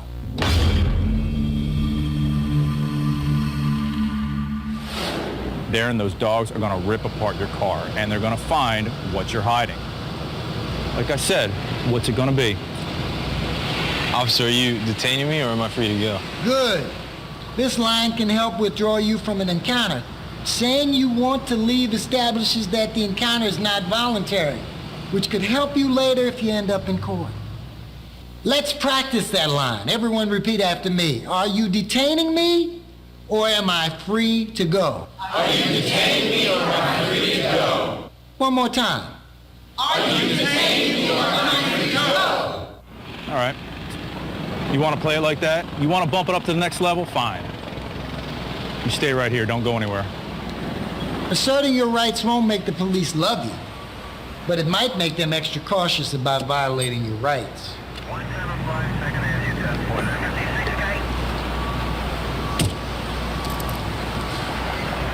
Darren, this is a citation for excessive lane changing. Take care of that as soon as possible.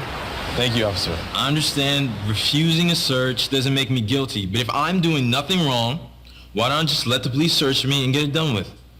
You have the right to let police search you. You also have the right to refuse. The choice is yours. But there are some reasons to think carefully about this. The officer isn't your butler. Searches can get real messy. If they damage anything, you might not be compensated because you agreed to the search. Besides, you never know for sure what a careless person, relative, friend, previous owner might have left in your car at some point. If the police find any illegal items after you consent to a search request, you can be arrested even if you had nothing to do with it. You have the right to Consenting to a search request automatically makes the search legal in the eyes of the law. And the Fourth Amendment doesn't require officers to tell you about your right to refuse. So if you're pulled over, don't try to figure out whether or not the officer has probable cause to legally search you. You always have the right to refuse searches. I don't consent to searches. But they're going to search us anyway. Sometimes they will, but saying no isn't just about stopping the search. It might stop the search or it might not. Cross your legs. The point is that refusing the search could help you later if you end up in court. If the police search you without consent, your lawyer can challenge that. As your attorney, I'd be much more likely to win your case if you said no to the search. If I do not consent, when are police allowed to search my car? You mentioned probable cause. What does that mean? Probable cause means police must have clear facts or evidence to believe you're involved in criminal activity. In other words, an officer's hunch without evidence of illegal activity is not enough to search or arrest you. But it doesn't take much. Most avoidable police searches happen not because police have probable cause.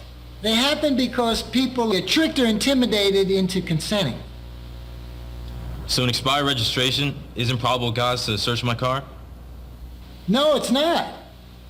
But you still got to be careful. Courts are eager to uphold police searches, so something suspicious about you or your car could be considered probable cause. I'm not the kind of guy to tell you how you should express yourself. Expressing yourself is one thing, but exposing yourself to police by being a public nuisance is ignorant. Everybody knows who I roll with. Rule number 6. Don't expose yourself. Mr. Murphy, I appreciate you being here today talking about constitutional rights and all, but in my hood, police don't care about nobody's right. They do whatever they want. Tell us more. The other day, I was leaving my building on my way to work. Ajá, ahorita, yeah. En 30 minutos llego. A las 5 dentro, chequeé el schedule. Simón, ahí te caigo. No voy a llegar tarde. Voy pues. Ok, va.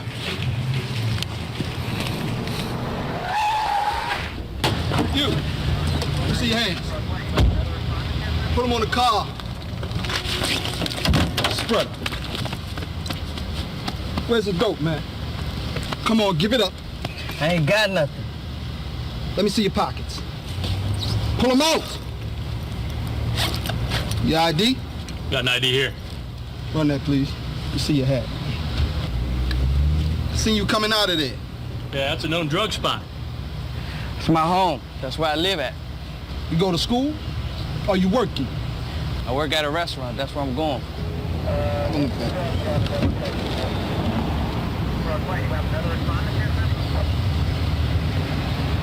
He's clean. Get your stuff. Thank you for your cooperation. You stay out of trouble. This is not the first time. It probably ain't the last. That's how they do around here. I'm not surprised. In cities across the country, these stop and frisks are occurring at record rates, especially in low-income communities of color. They happen so frequently they seem perfectly normal to you. Yeah, that's how they do. This might be common, but that doesn't make it right. In fact, it sounds like those cops searched you illegally. Let me see your hands. Put them on the car. Spread them. If police have reasonable suspicion to believe you're involved in a crime, they're legally allowed to detain you for a short period of time. Reasonable suspicion requires less evidence than probable cause, but it basically means the officer has some specific reason to believe that you're up to something. For example, police can legally stop someone who matches the description of a criminal suspect. A suspect who drops a suspicious object after seeing the police, or someone who runs away after seeing the police. Don't ever run from the police. That's part of what the officers can use for probable cause, and they'll run you down and make you regret it. But if you see police approaching, be calm and assert your rights if need be, but don't run. If they have reasonable suspicion to detain you, police may pat down the outside of your clothing to check for weapons, but only if they have a basis for suspecting that you're armed. If they feel a hard item that might be a weapon, the police may pull it out of your pocket to check it out. Police may ask you to show them what's in your pockets. Remember, you don't have to do it. Emptying your pockets is the same as consenting to a search, and you always have the right to refuse. In your case, there appeared to be no basis to justify their stop and frisk. It happened so fast, it was over before I even knew it. What could I have done different? You don't have a lot of immediate options here. If police detain and frisk you, you have the right to clearly state your refusal to the consent to the search. Officer, I'm not resistant, but I do not consent to searches. But you should only verbally refuse, never physically resist. Never. Just touching a cop could get you tasered or beaten. You could also get charged with felony assault.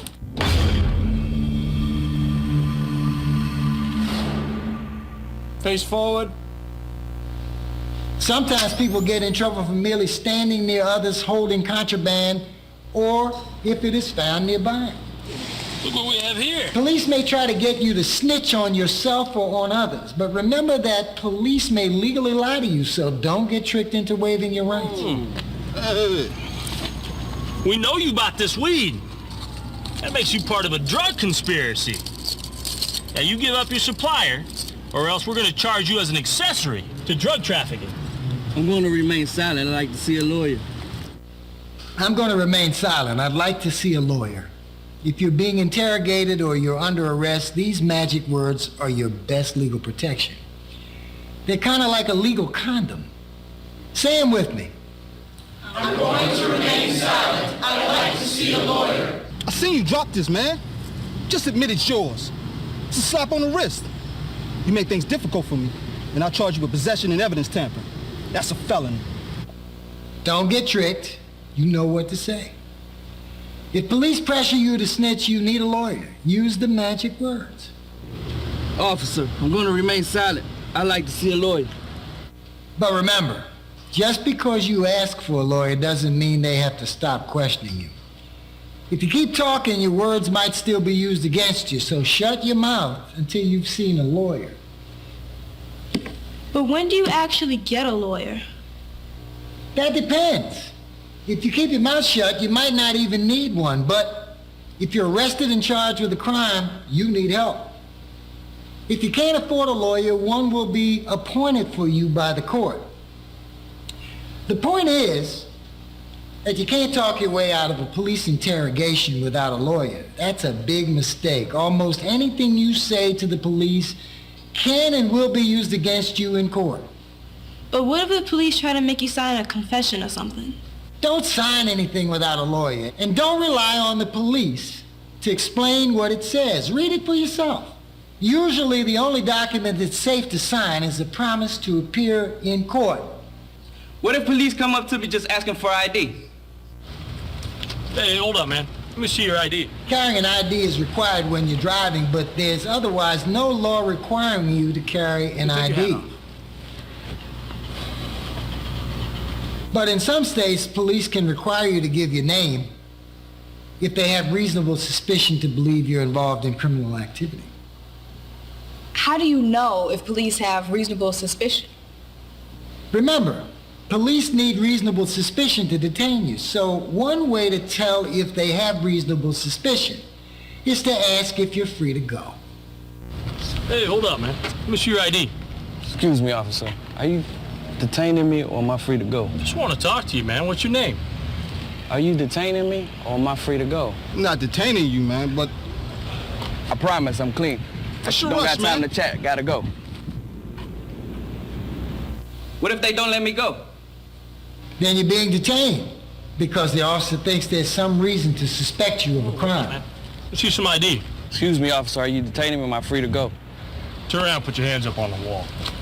In that situation, you could be arrested if you refuse to reveal your identity. Technically, police can't make you identify yourself anytime they want. But on the street, withholding your identity frequently leads to a detention or even an arrest. If your goal is to just get the encounter over with, then identifying yourself might be your best option. But if you're prepared to fight things out in court, you can flex your rights by refusing to cooperate with random ID requests. You say those police broke the rules searching me like that? What am I supposed to do? Call the cops on them? Listen, fighting back against police misconduct is never easy, but it gets easier if you know your rights and if you act appropriately. What do I do? File a complaint? Does anyone read those? Oh yeah, they read them for sure. There are lots of bad cops who are off the streets because they get too many complaints. Cases of severe police misconduct can result in major lawsuits that change the way the police behave. I know that because I filed my share of them successfully. Here's what you need to know about reporting police misconduct.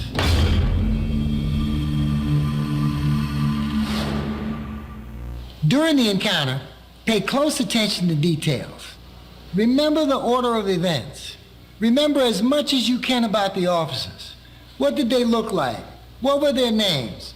What were their badge numbers? Although you should never ask them for their badge number. That means to them you're about to make a complaint, and boy does it get bad for you if they know that. So never tell them you're going to make a complaint against them.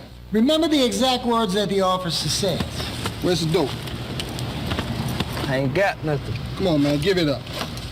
As soon as you can, get everybody together who saw or heard anything about the incident. Sit down with them together. Listen to their recollections.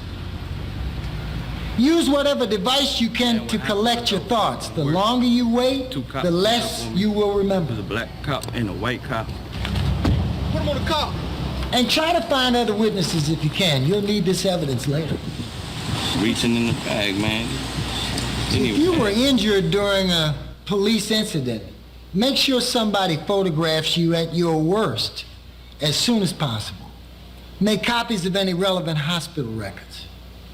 If you're thinking about responding to a police misconduct incident, visit flexyourrights.org to learn more about your options.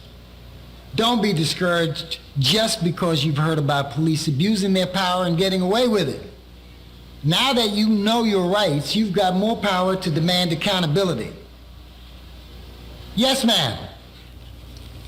Mr. Murphy, is it legal for the police to go around knocking on people's doors, asking to search? Unfortunately, yes. Did something happen? It was last Saturday afternoon. I was in my home relaxing after a long week. Have you been in an accident?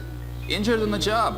You need a lawyer with experience, integrity, and a commitment to you, the citizen of this great nation. Call me, Boris Krakovitsky. Who is it? Police department.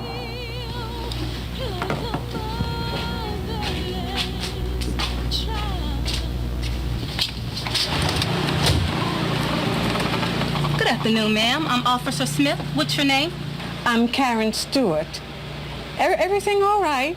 How can I help you? Miss Stewart, do you mind if we come in for a moment? 1 second.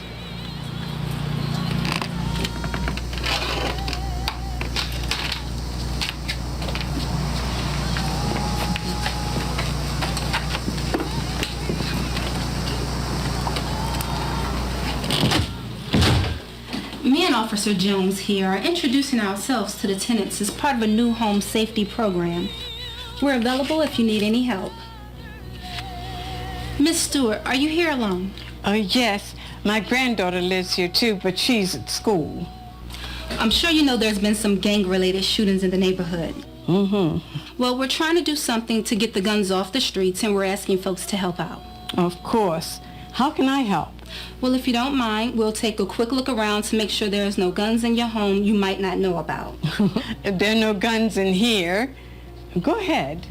Great. Just sign this form for me, please.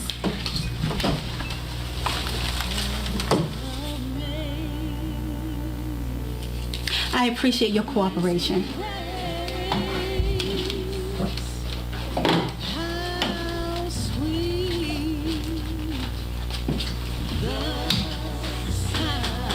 Miss Stewart, I see you have an extensive book collection. You like to read a lot? Oh, I love to read. Mm-hmm. I'm always reading something. Oh, okay. I love to read too, but between my job and my 2 children, I just don't have the time anymore. I understand that. So you say your granddaughter is in school? College? Yes, uh-huh. She's a freshman. Oh, wonderful. That's very proud of her. But now, thank God I'm found. Ma'am, I'm gonna search this couch here. You mind stepping up for me?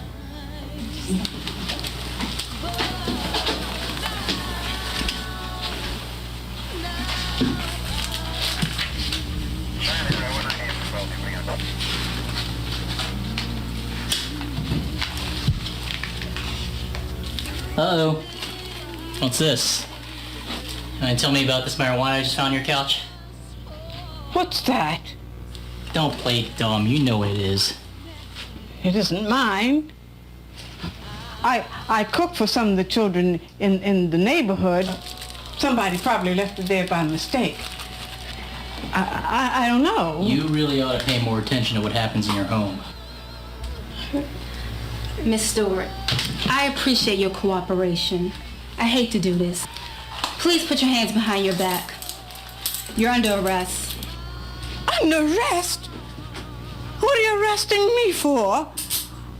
I don't know. It isn't mine. Miss Stewart, I'm taking you to the station. You can tell your story to the judge. Turn to your right. You don't have to do this. No, stop. Stop. The worst part is I live in public housing and there's a zero tolerance rule. I'm fighting the eviction order now. Did you all hear that, folks? Remember that the next time somebody tells you nobody ever gets in trouble for weed. I shouldn't have let them inside. See, this is how they get you. Police come knocking at your door saying, "Hey there, we've got a new safety program. Can we search your home?" Hell no. You don't have to let them in. Even if the police have probable cause, the Fourth Amendment requires them to get a signed search warrant from a judge to enter and search your home. Unless there's a serious emergency, they can't come in without a search warrant. But they don't need a warrant if you invite them in.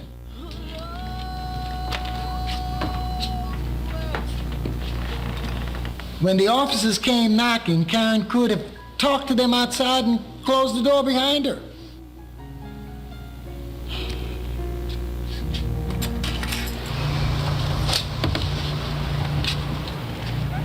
Good afternoon, officers. How can I help you? The chain lock works fine, too. Who is it? Police department.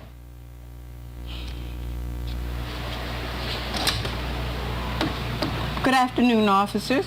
How can I help you? Hi, ma'am. Do you mind if we come in for a moment? Do you have a warrant? What is this about?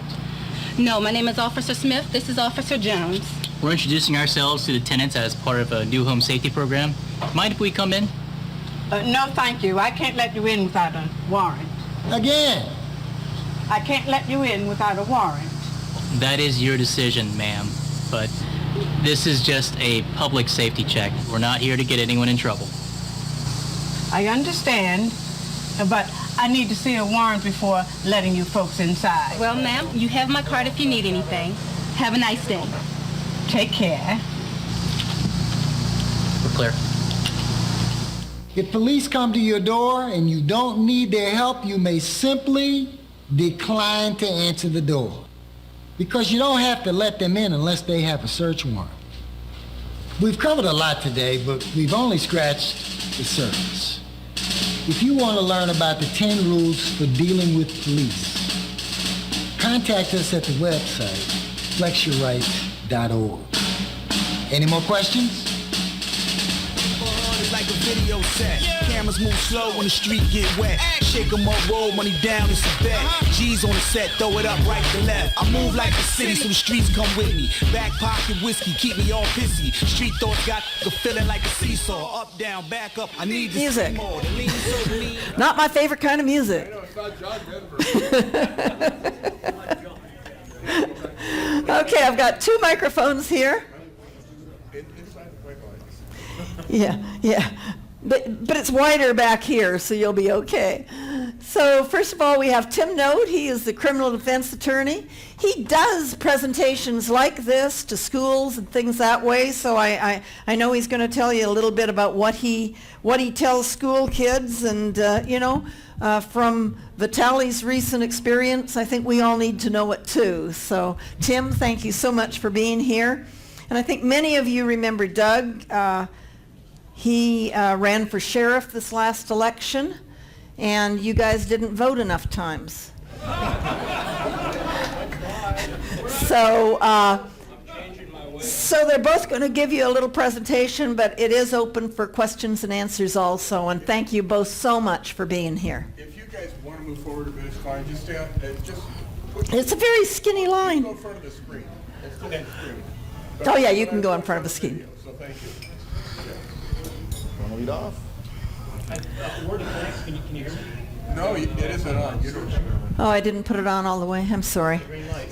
Probably the mute. I turned it on, but I didn't turn the mute on.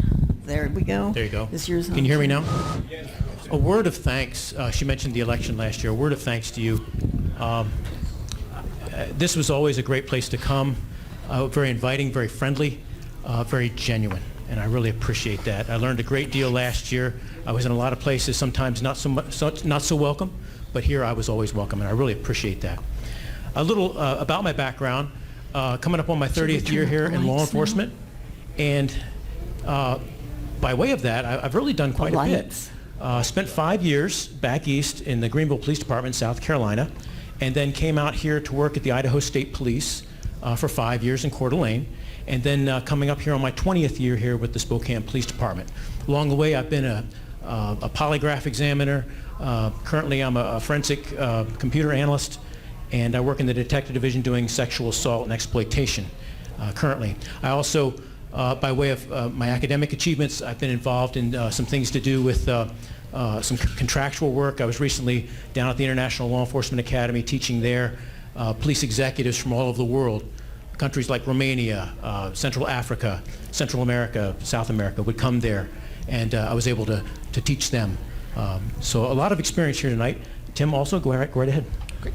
Good evening. I remember many of you from several years ago. I was running for judge against Deborah Hayes. I'm a criminal defense attorney practicing in the state of Washington at the state level. Keep the microphones closer to your mouth. It really helps. Is this better? Thank you. That's wonderful. Okay. And what I do, I'm a private attorney as opposed to a public defender. Primarily, that means I'm dealing with people who have jobs, have things to lose, and as a result, if they find themselves in a pickle, they are often very grateful for a little help. Watching this video, we saw really some worst case scenarios and some things that frankly you wouldn't necessarily see in Washington state. They talked about the Fourth Amendment. We have greater constitutional protections in the state of Washington than the federal government. The federal government sets the floor, not the ceiling. We have Article 1, Section 7 of the state constitution, which gives us greater protections. Stop and frisk is not an issue in Washington state. The house-to-house searches, I've heard of that, but not locally. So some of these issues that were depicted, you probably won't see precisely like that in Washington, but there was good information as a citizen, even in those things that we might not come across. Rights are waivable. We have them, but as soon as we give them up, they're gone. And we talk about rights that we're basically talking about our Bill of Rights, the first 10 amendments to the Constitution. And all of those rights, what the preamble says is that the government shall make no law infringing on these rights. But because there are rights, if we choose not to exercise them, we don't really get to change our mind at a later date. Now, I've worked opposite Detective Orr on some cases, and his job, and he'll have a different take on this, but he, as a law enforcement officer, his job is to get suspects to talk. And he's very good at it. And detectives, they go to school. There's something called the Reed School, for example, that the detectives go to, where they learn the psychology behind interviewing people, to get people to open up and talk. And the reason why I encourage people not to waive their rights and talk to law enforcement officers isn't that I think, did I call you George? I keep wanting to call you George Orr, and I apologize. In 30 years I've been called a lot more. Doug, is you have no idea necessarily what will make you a suspect or what will turn the corner. And for example, on my phone here, I'm going to bring up something called the Lacey Act. Has anyone ever shopped at a grocery store? And if you've ever shopped at a grocery store, have you ever brought produce, meat, or fish? Okay. Under the Lacey Act, which is a federal law, it is unlawful for any person to import, export, transport, sell, receive, acquire, or purchase any fish or wildlife or plant taken, possessed, transported, or sold in violation of any law, treaty, or regulation of the United States or in violation of any tribal law. Or, subsection 2, to import, export, transport, sell, receive, acquire, or purchase any interstate or foreign commerce. Who's well-versed in foreign law? Who's looked at that Chilean sea bass and said, I wonder if this was legally caught? The fact is, while it's remote, if you unknowingly buy it, you're technically violating federal law. It sounds ridiculous, but that's the Lacey Act. Has anybody ever paid taxes? Can anyone raise their hands with 100% certainty and say, I have never made a mistake anywhere on any tax return or on any deduction that I have ever made in my life.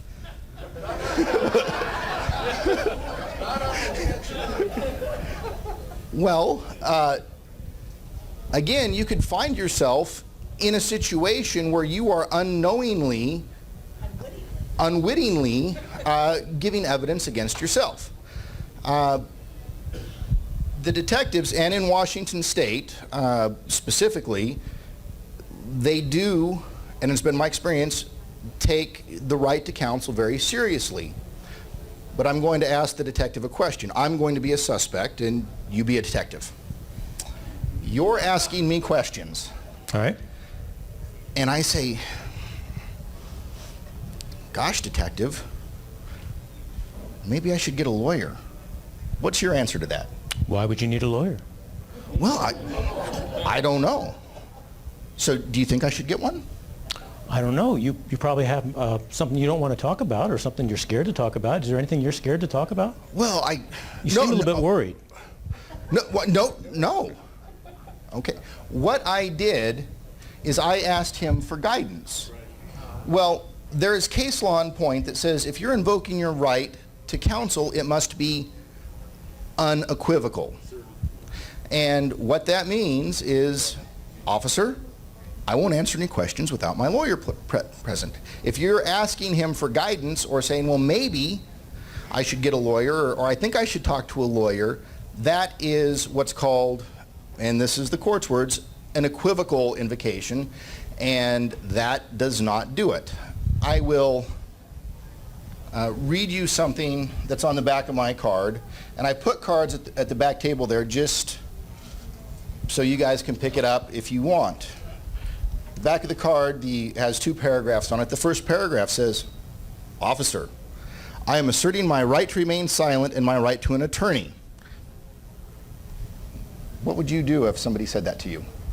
It depends. If he's under arrest, then I'd say, well, have a seat and get comfortable. Okay. And if he's not under arrest, then you're free to go. Mm-hmm. But when somebody says, when you say have a seat and get comfortable, are you still questioning them when they say, Officer, I am asserting my right to remain silent and my right to an attorney? That's not a question. That's a statement. No, are you questioning them after you hear that statement? No, I don't. Exactly. Unless you'd like something to drink or something like that. But if they engage me again in conversation, I have to reestablish, isn't it true you won't waive your rights? Mm-hmm. And have that conversation again. Exactly. So, yes.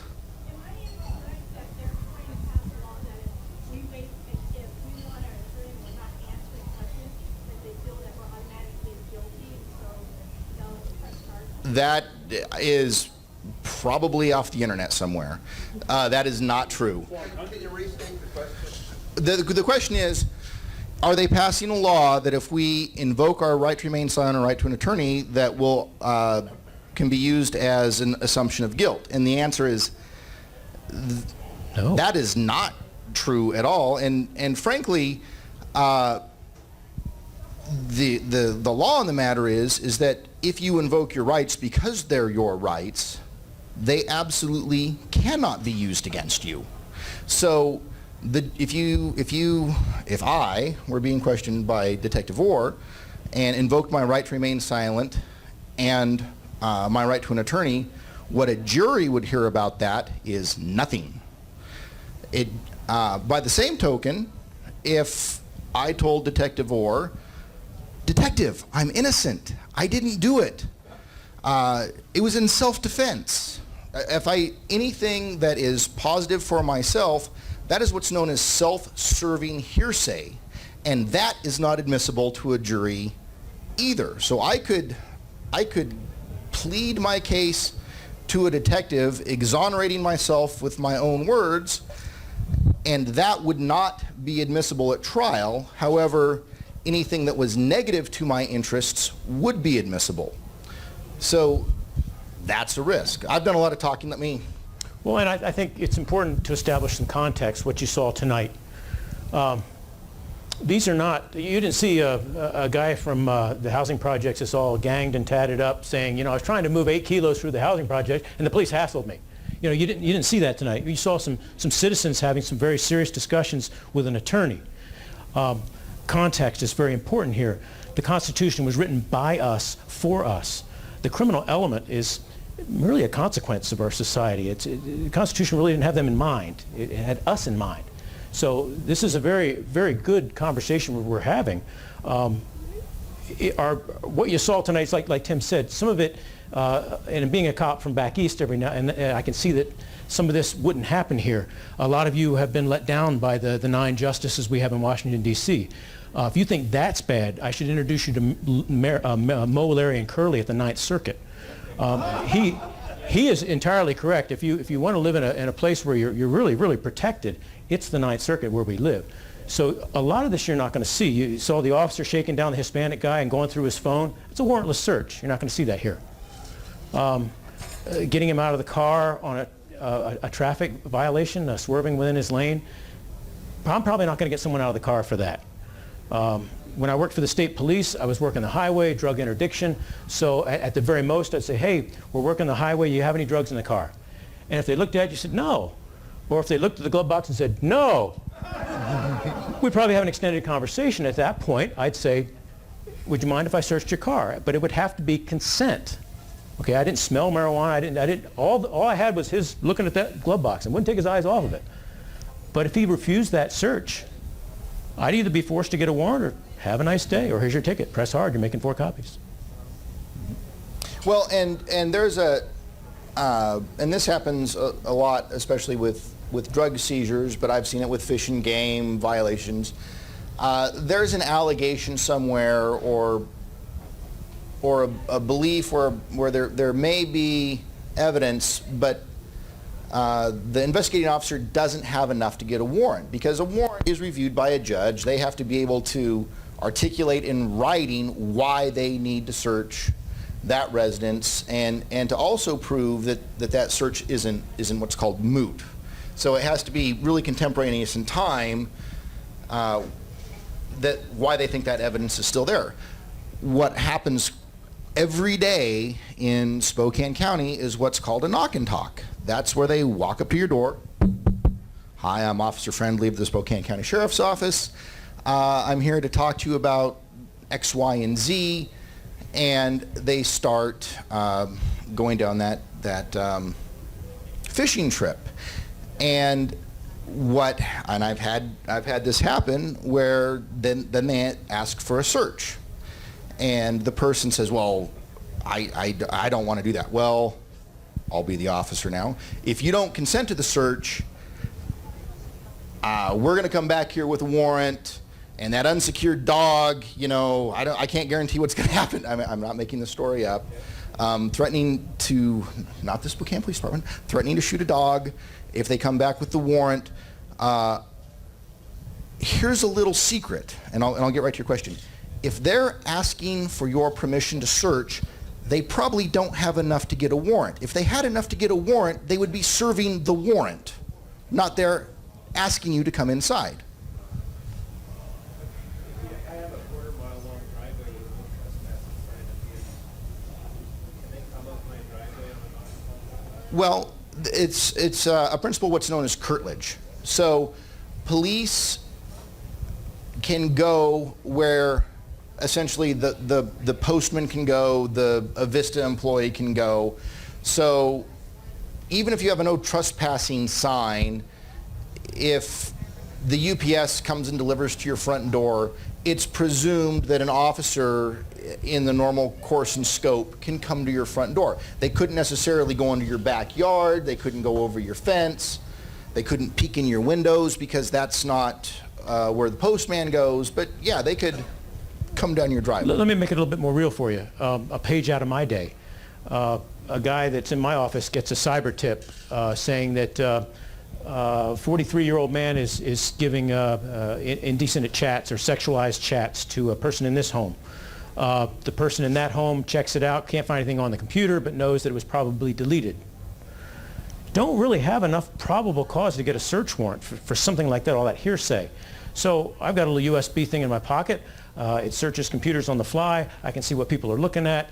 It does a real cursory search. So we'll go, knock on the door, and say, hey, here's the situation. Here's what you've been accused of. Would you give me consent to search the computer? We'll look at it, show that this isn't true, and be out of your hair. That's a lot more smooth than, if you don't do this, I'm going to get a warrant. You don't feel that way. You're being accused now of something very, very serious, and you feel like you have to clear yourself. But in doing that, you're going to give me consent to search the computer because it's something very serious. So it's my obligation to ask you for consent, but it's also my obligation to follow up on that particular crime and do the best that I can and follow it all the way through. And if you say, I'm not going to give you consent to search my computer, I'm done. And guess what? Let's say that he has a tip to search your computer for a very specific illicit activity, but he plugs that USB in, and you think to yourself, well, I didn't do that, but he discovers some completely different illicit activity. Whatever. Maybe I find out you're a Democrat. He's obligated to forward that investigation. And if you've said, well, no, you're looking for that? Oh, no, I don't have that on my computer. But you've just handed him the keys to something else unknowingly, something that you might not even have been aware of that could get you in a jackpot. You've waived your right. Got a question back over here. In the corner. Oh. In the corner. Thank both you gentlemen for your engagement in the political process in the past. I learned a lot about you, and I appreciate what you gentlemen did. Thank you. I want to ask a couple of quick questions, specific, and I don't know if you can answer or not. One is there's a policy where you can draw blood without a warrant now, doing that vacuums. That's an issue. Not in Washington. Yeah. I heard that they were doing it in Tacoma. Not in Washington. Thank you, because I've been really concerned about that. You get a lot of information from that stuff now. There's actually a case called the McNeely case that came down. The question was, can they draw blood in Washington without a warrant? Well, yes, you can consent to it. That old waiving your rights thing. You can consent to it. Vehicular assault, maybe. That's a big. Well, there is one exception, and it's called exigent circumstances. But in fact, McNeely basically did away with the exigent circumstances, specifically blood alcohol diminishes in your system. With our modern technology and judges able to sign warrants electronically from any location in the middle of the night, and there's an on-call judge 365 days a year in Spokane County, and pretty much in any county in the state of Washington, they have done away with warrantless blood draws, and that's been about 14 months. Okay, thank you. Go ahead. I'm curious about the program where they're paying people, I think it's $60 to draw blood, and I know DNA that they're looking for a lot of different things, drug abuse, people driving on the highways. Are they actually tracking that to people? Allegedly, no. Are you familiar with this program? The one where you pull off the side of the road and you consent to this DNA, is that what it is, the swab? And Yep. Yeah, they're doing a swab, and I thought they were pulling blood tubes and paying. none of that is given to law enforcement. Yeah. So what that is that's a NHTSA program, National Highway Traffic Safety Administration, and they do have, generally they have a trooper who is present, but they're not gathering it for evidentiary purposes. However, if you were clearly intoxicated, they probably wouldn't let you back on the road. And they're trying to get a kind of a cross-section sample of what substances people have in their system and if they're driving. I think it's a probably pretty flawed methodology from a scientific standpoint because it is completely voluntary. So if I have a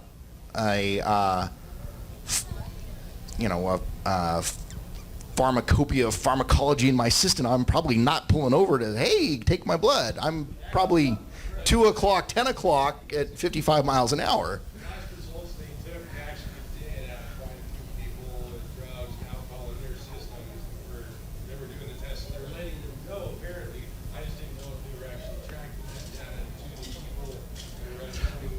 I don't believe so. And the other thing, these tests, they're going back to a lab. They don't really have a dipstick test where they know the results contemporaneous. So. And you'll see law enforcement present there, but it's just to work the traffic control. It's that information is not given to law enforcement. There's one behind you, and then.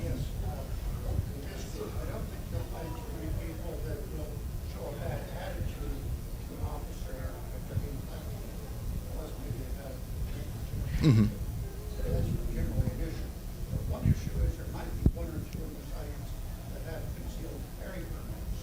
Mm-hmm.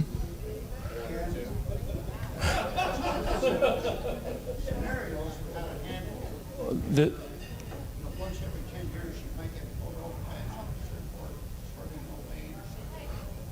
And how do you handle that? Two scenarios. One is if you still carry your gun and it's on your body, Mm-hmm. waistband or something. Second scenario, the concealed carry is locked in your glove box with your documents or elsewhere.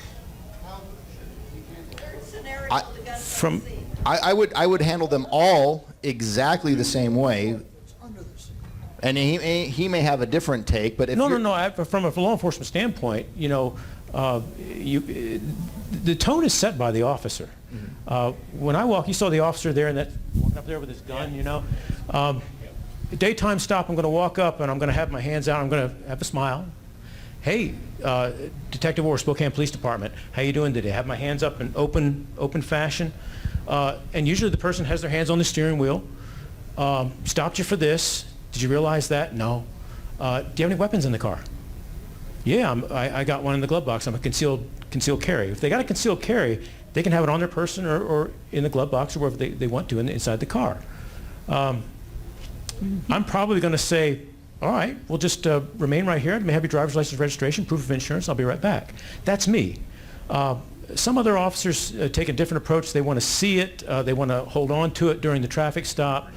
I don't do that. It's none of my business. If you got a concealed carry, that's why you have it. That's why I don't have it. So the officer sets up the demeanor on the stop. Do you want to, if an officer says, well, in fact, I'll share this with you. I was coming to work. I used to live in Idaho, and I was coming to work one day, and it was in my uniform because I didn't like getting dressed at work. I just like put my uniform on at the house and drive in. And coming down 41 there in Idaho, I was going to get on the interstate coming to work, and was stopped by a Idaho State Trooper, and not someone I'd worked with in the past, a fairly new trooper.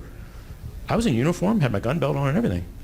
And she came up to the driver's side and looked in and said, okay, I stopped you for speeding. I was speeding. I was doing that.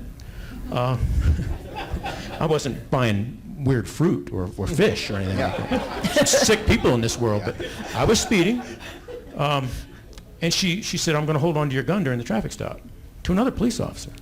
Wow. I thought that was really crazy and loony and nutty, but I pulled it out and I gave it to her. I mean, she allowed me to put my hand on it and hand it to her, okay?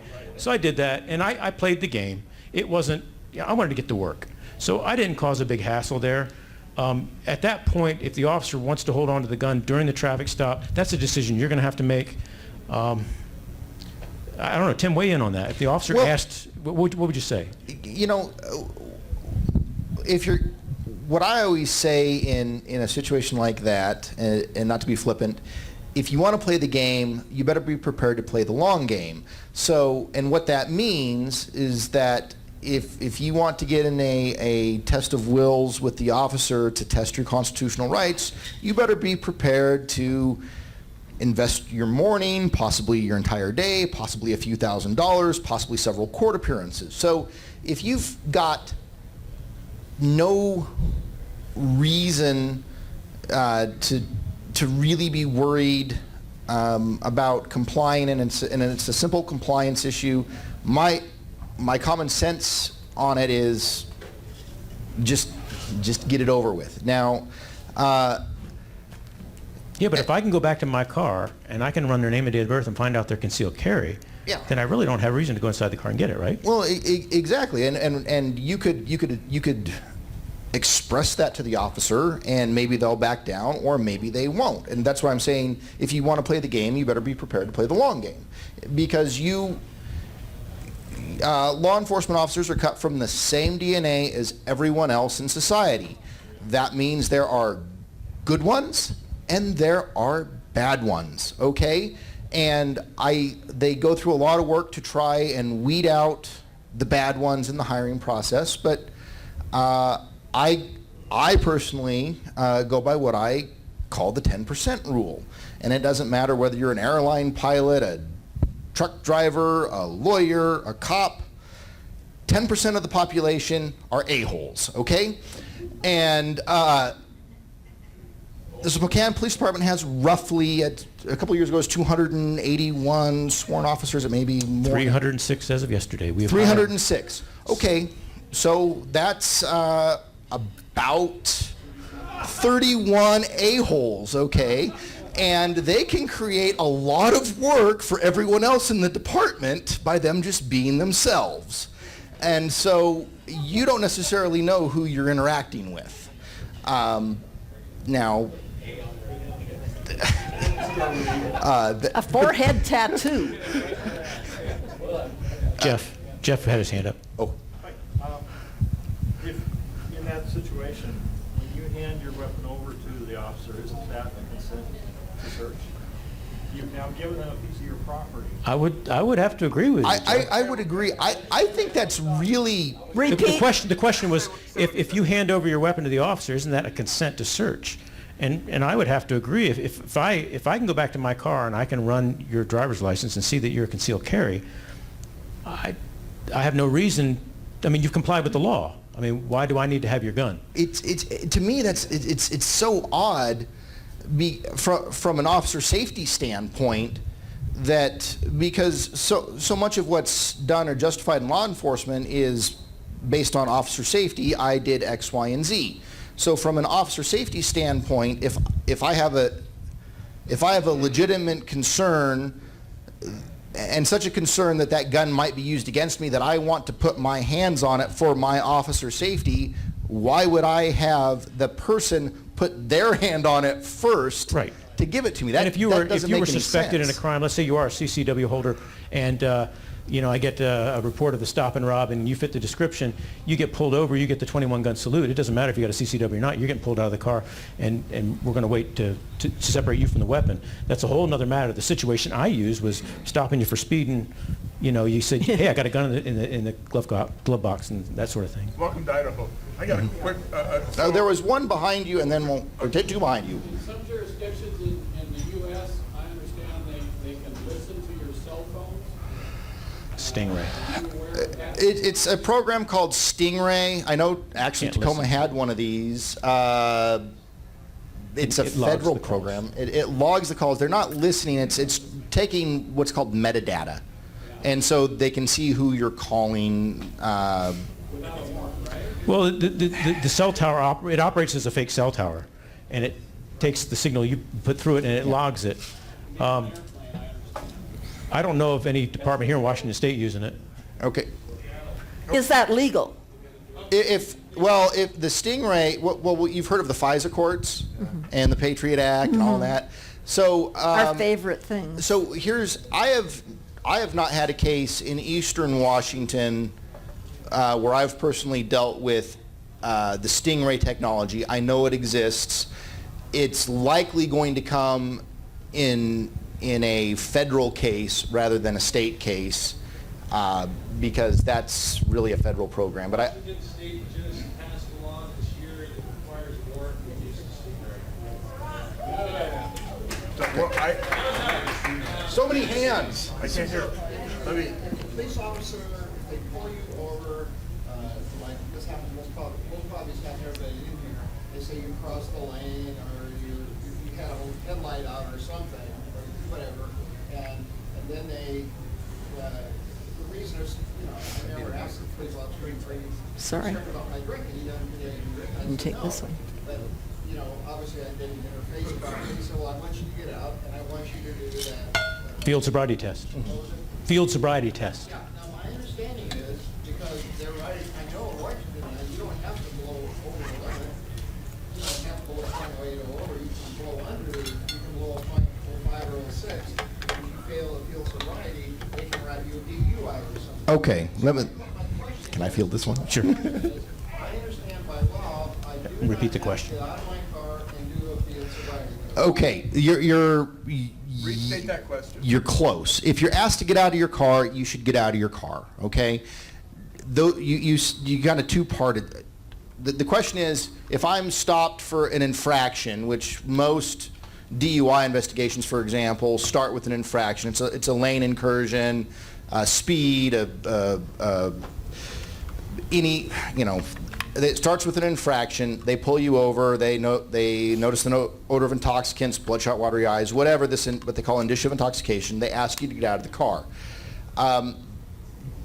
Get out of the car. That's not where you dig in if they're specifically asking you out of the car. Now, the second part of your question is field sobriety tests. Field sobriety tests, you have an absolute right to refuse them. Field sobriety tests are not tests in the sense that there is a right or wrong answer. They are more appropriately characterized as exercises. And so, they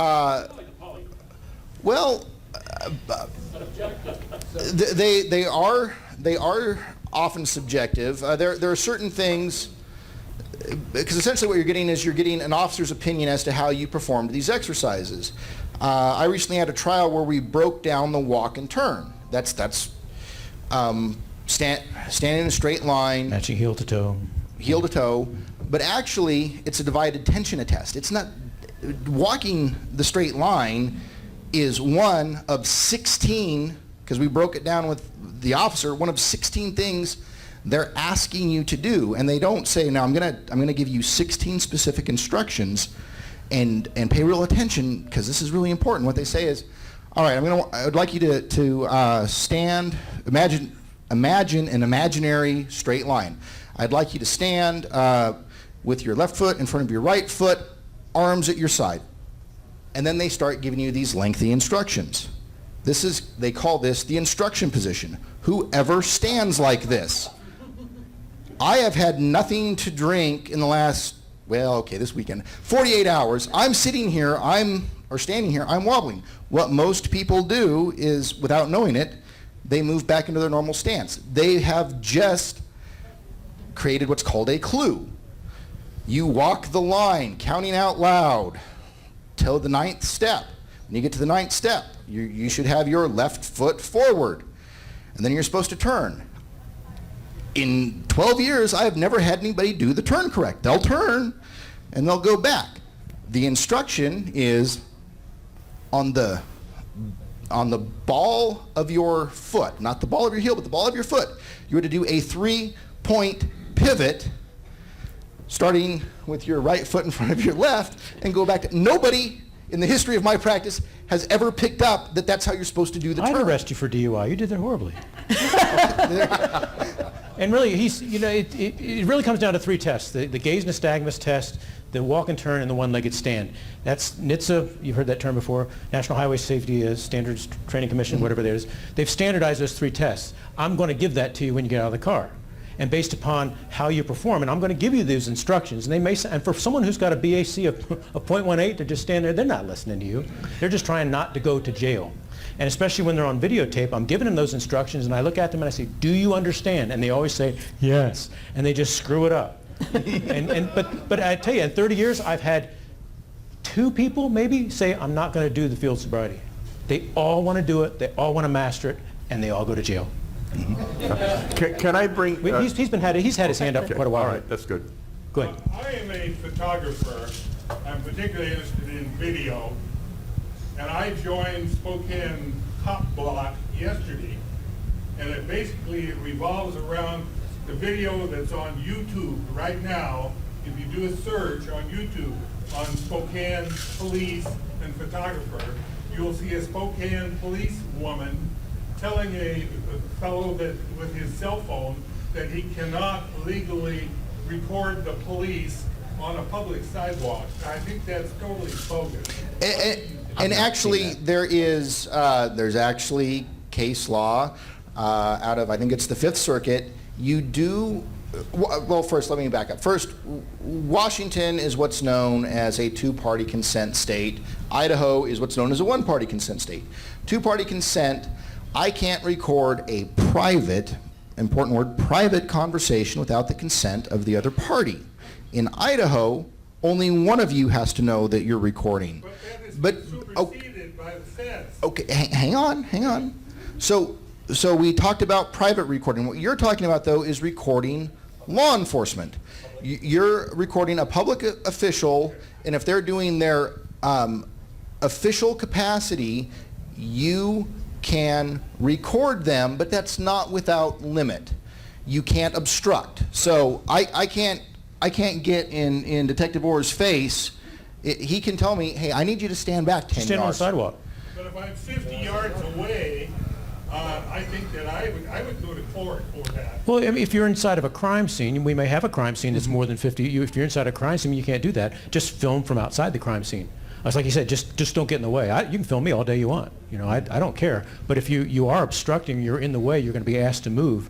And even sometimes people at like officer-involved shootings or something where an officer has had to lay hands on someone and somebody's gotten hurt, if there's someone over there videoing, I'm going to go over there and get their name. I might even confiscate their cell phone for evidence. I'm not going to take it from them and say, you can't do that. I'm going to say, that's evidence, and you just filmed what just happened here, and I'm going to seize it as evidence. You'll eventually get your phone back, but I'm not going to just take it to you because I'm offended you're filming me. Yeah.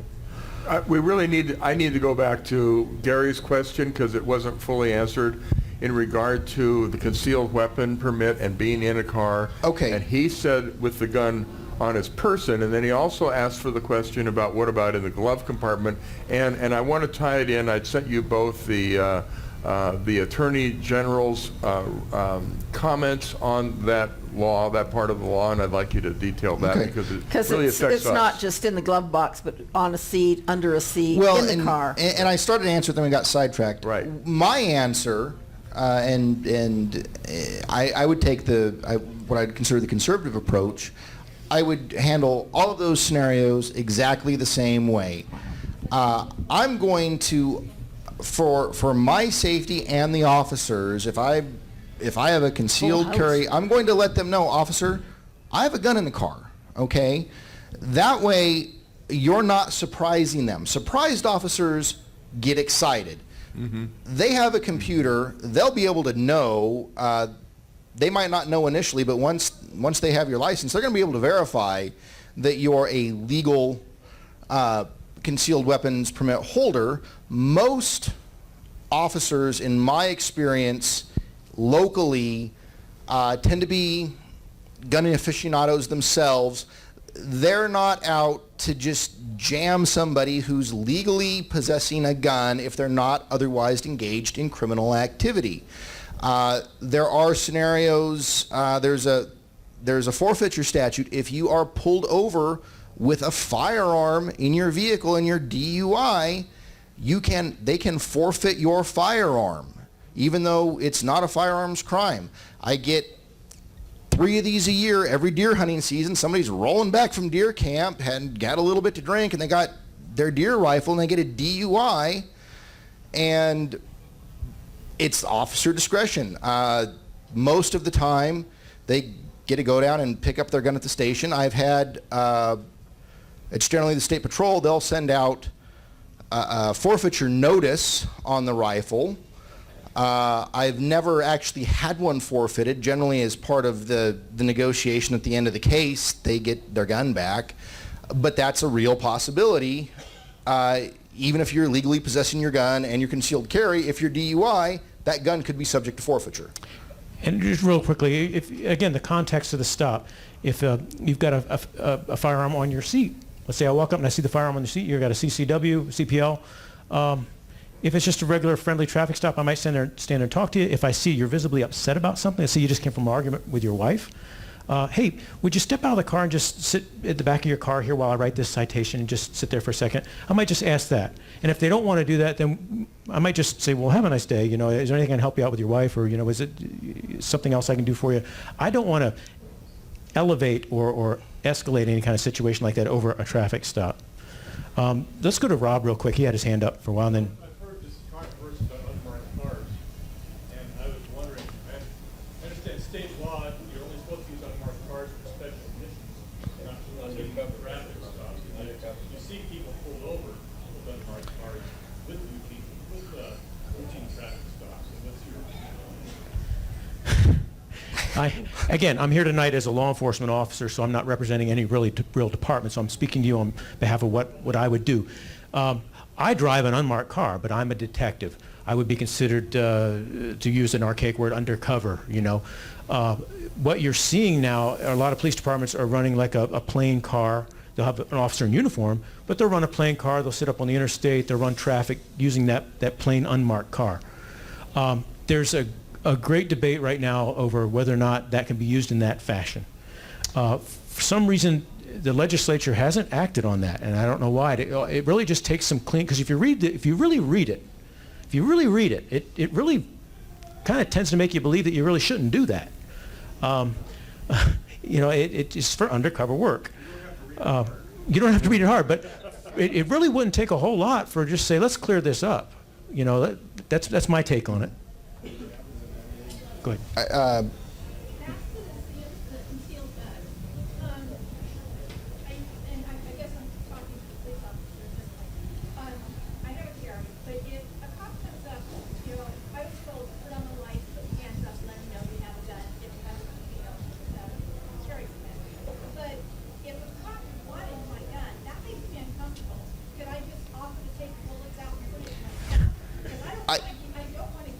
My advice would be, well, her question is, if the officer comes up and wants to separate her from her gun, she's uncomfortable with that, could she offer to take the bullets out of the gun, put it in the trunk?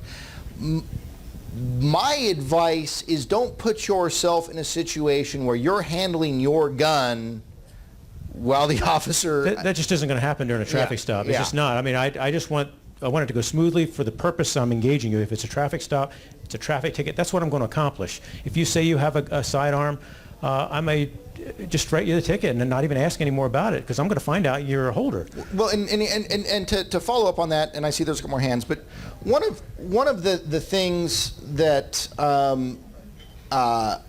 you can take from this video, and I think that you should take it to heart. Many of you are versed in the Constitution and what you know your rights to be.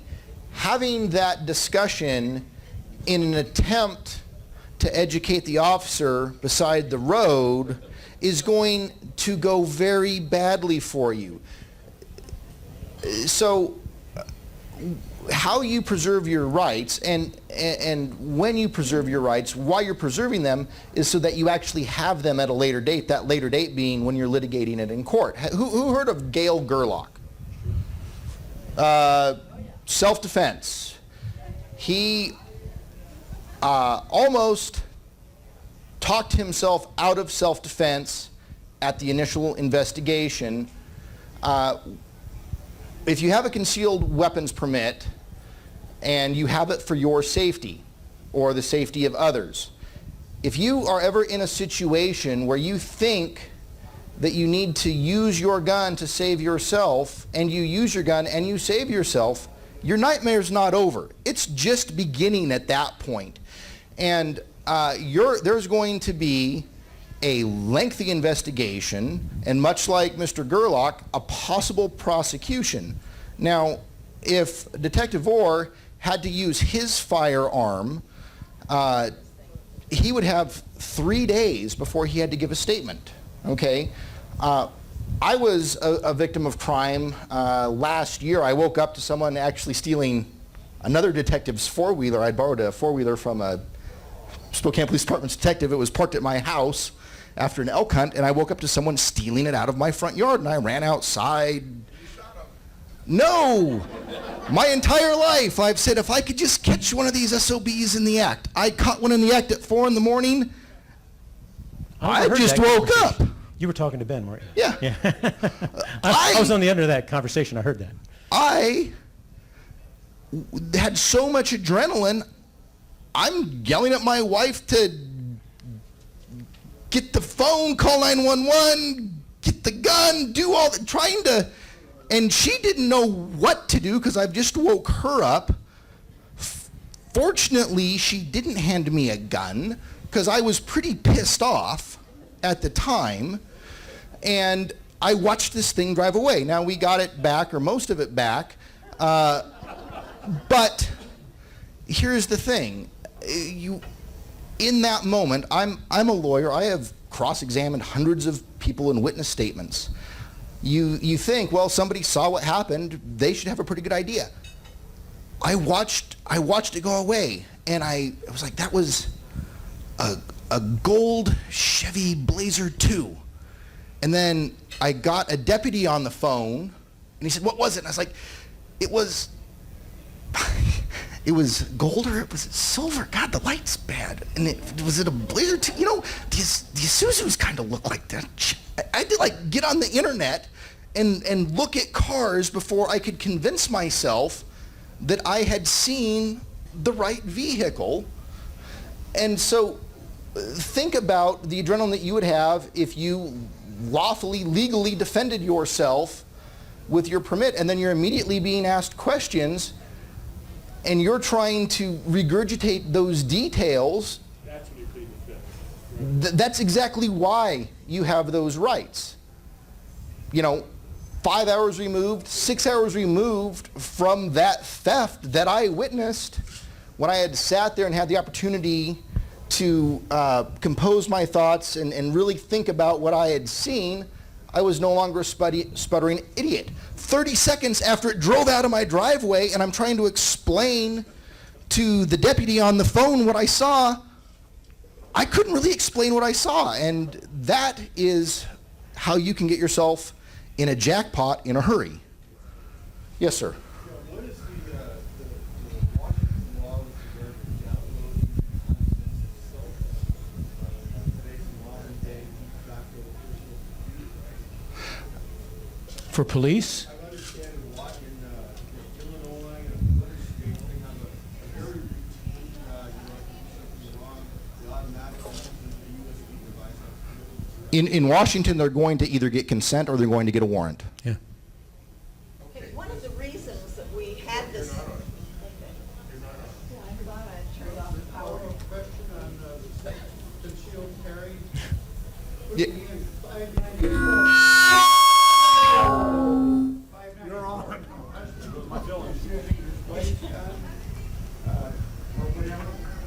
Transfers within family, I believe, were specifically exempt from that. And get out of here, but I really do ask you guys, we've kept the girls here pretty late, so on your checks, if you can give them a little bit of a gratuity, that's great.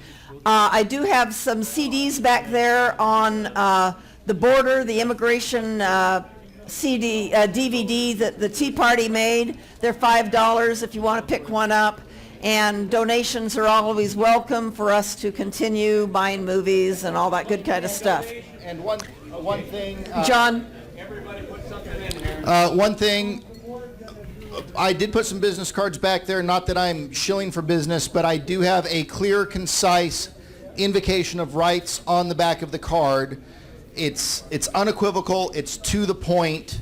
So if you ever feel that you need to invoke your rights, that first sentence is exactly how you do it, period. Thank you very much. And display of anger here or to a police officer is going to get you in trouble.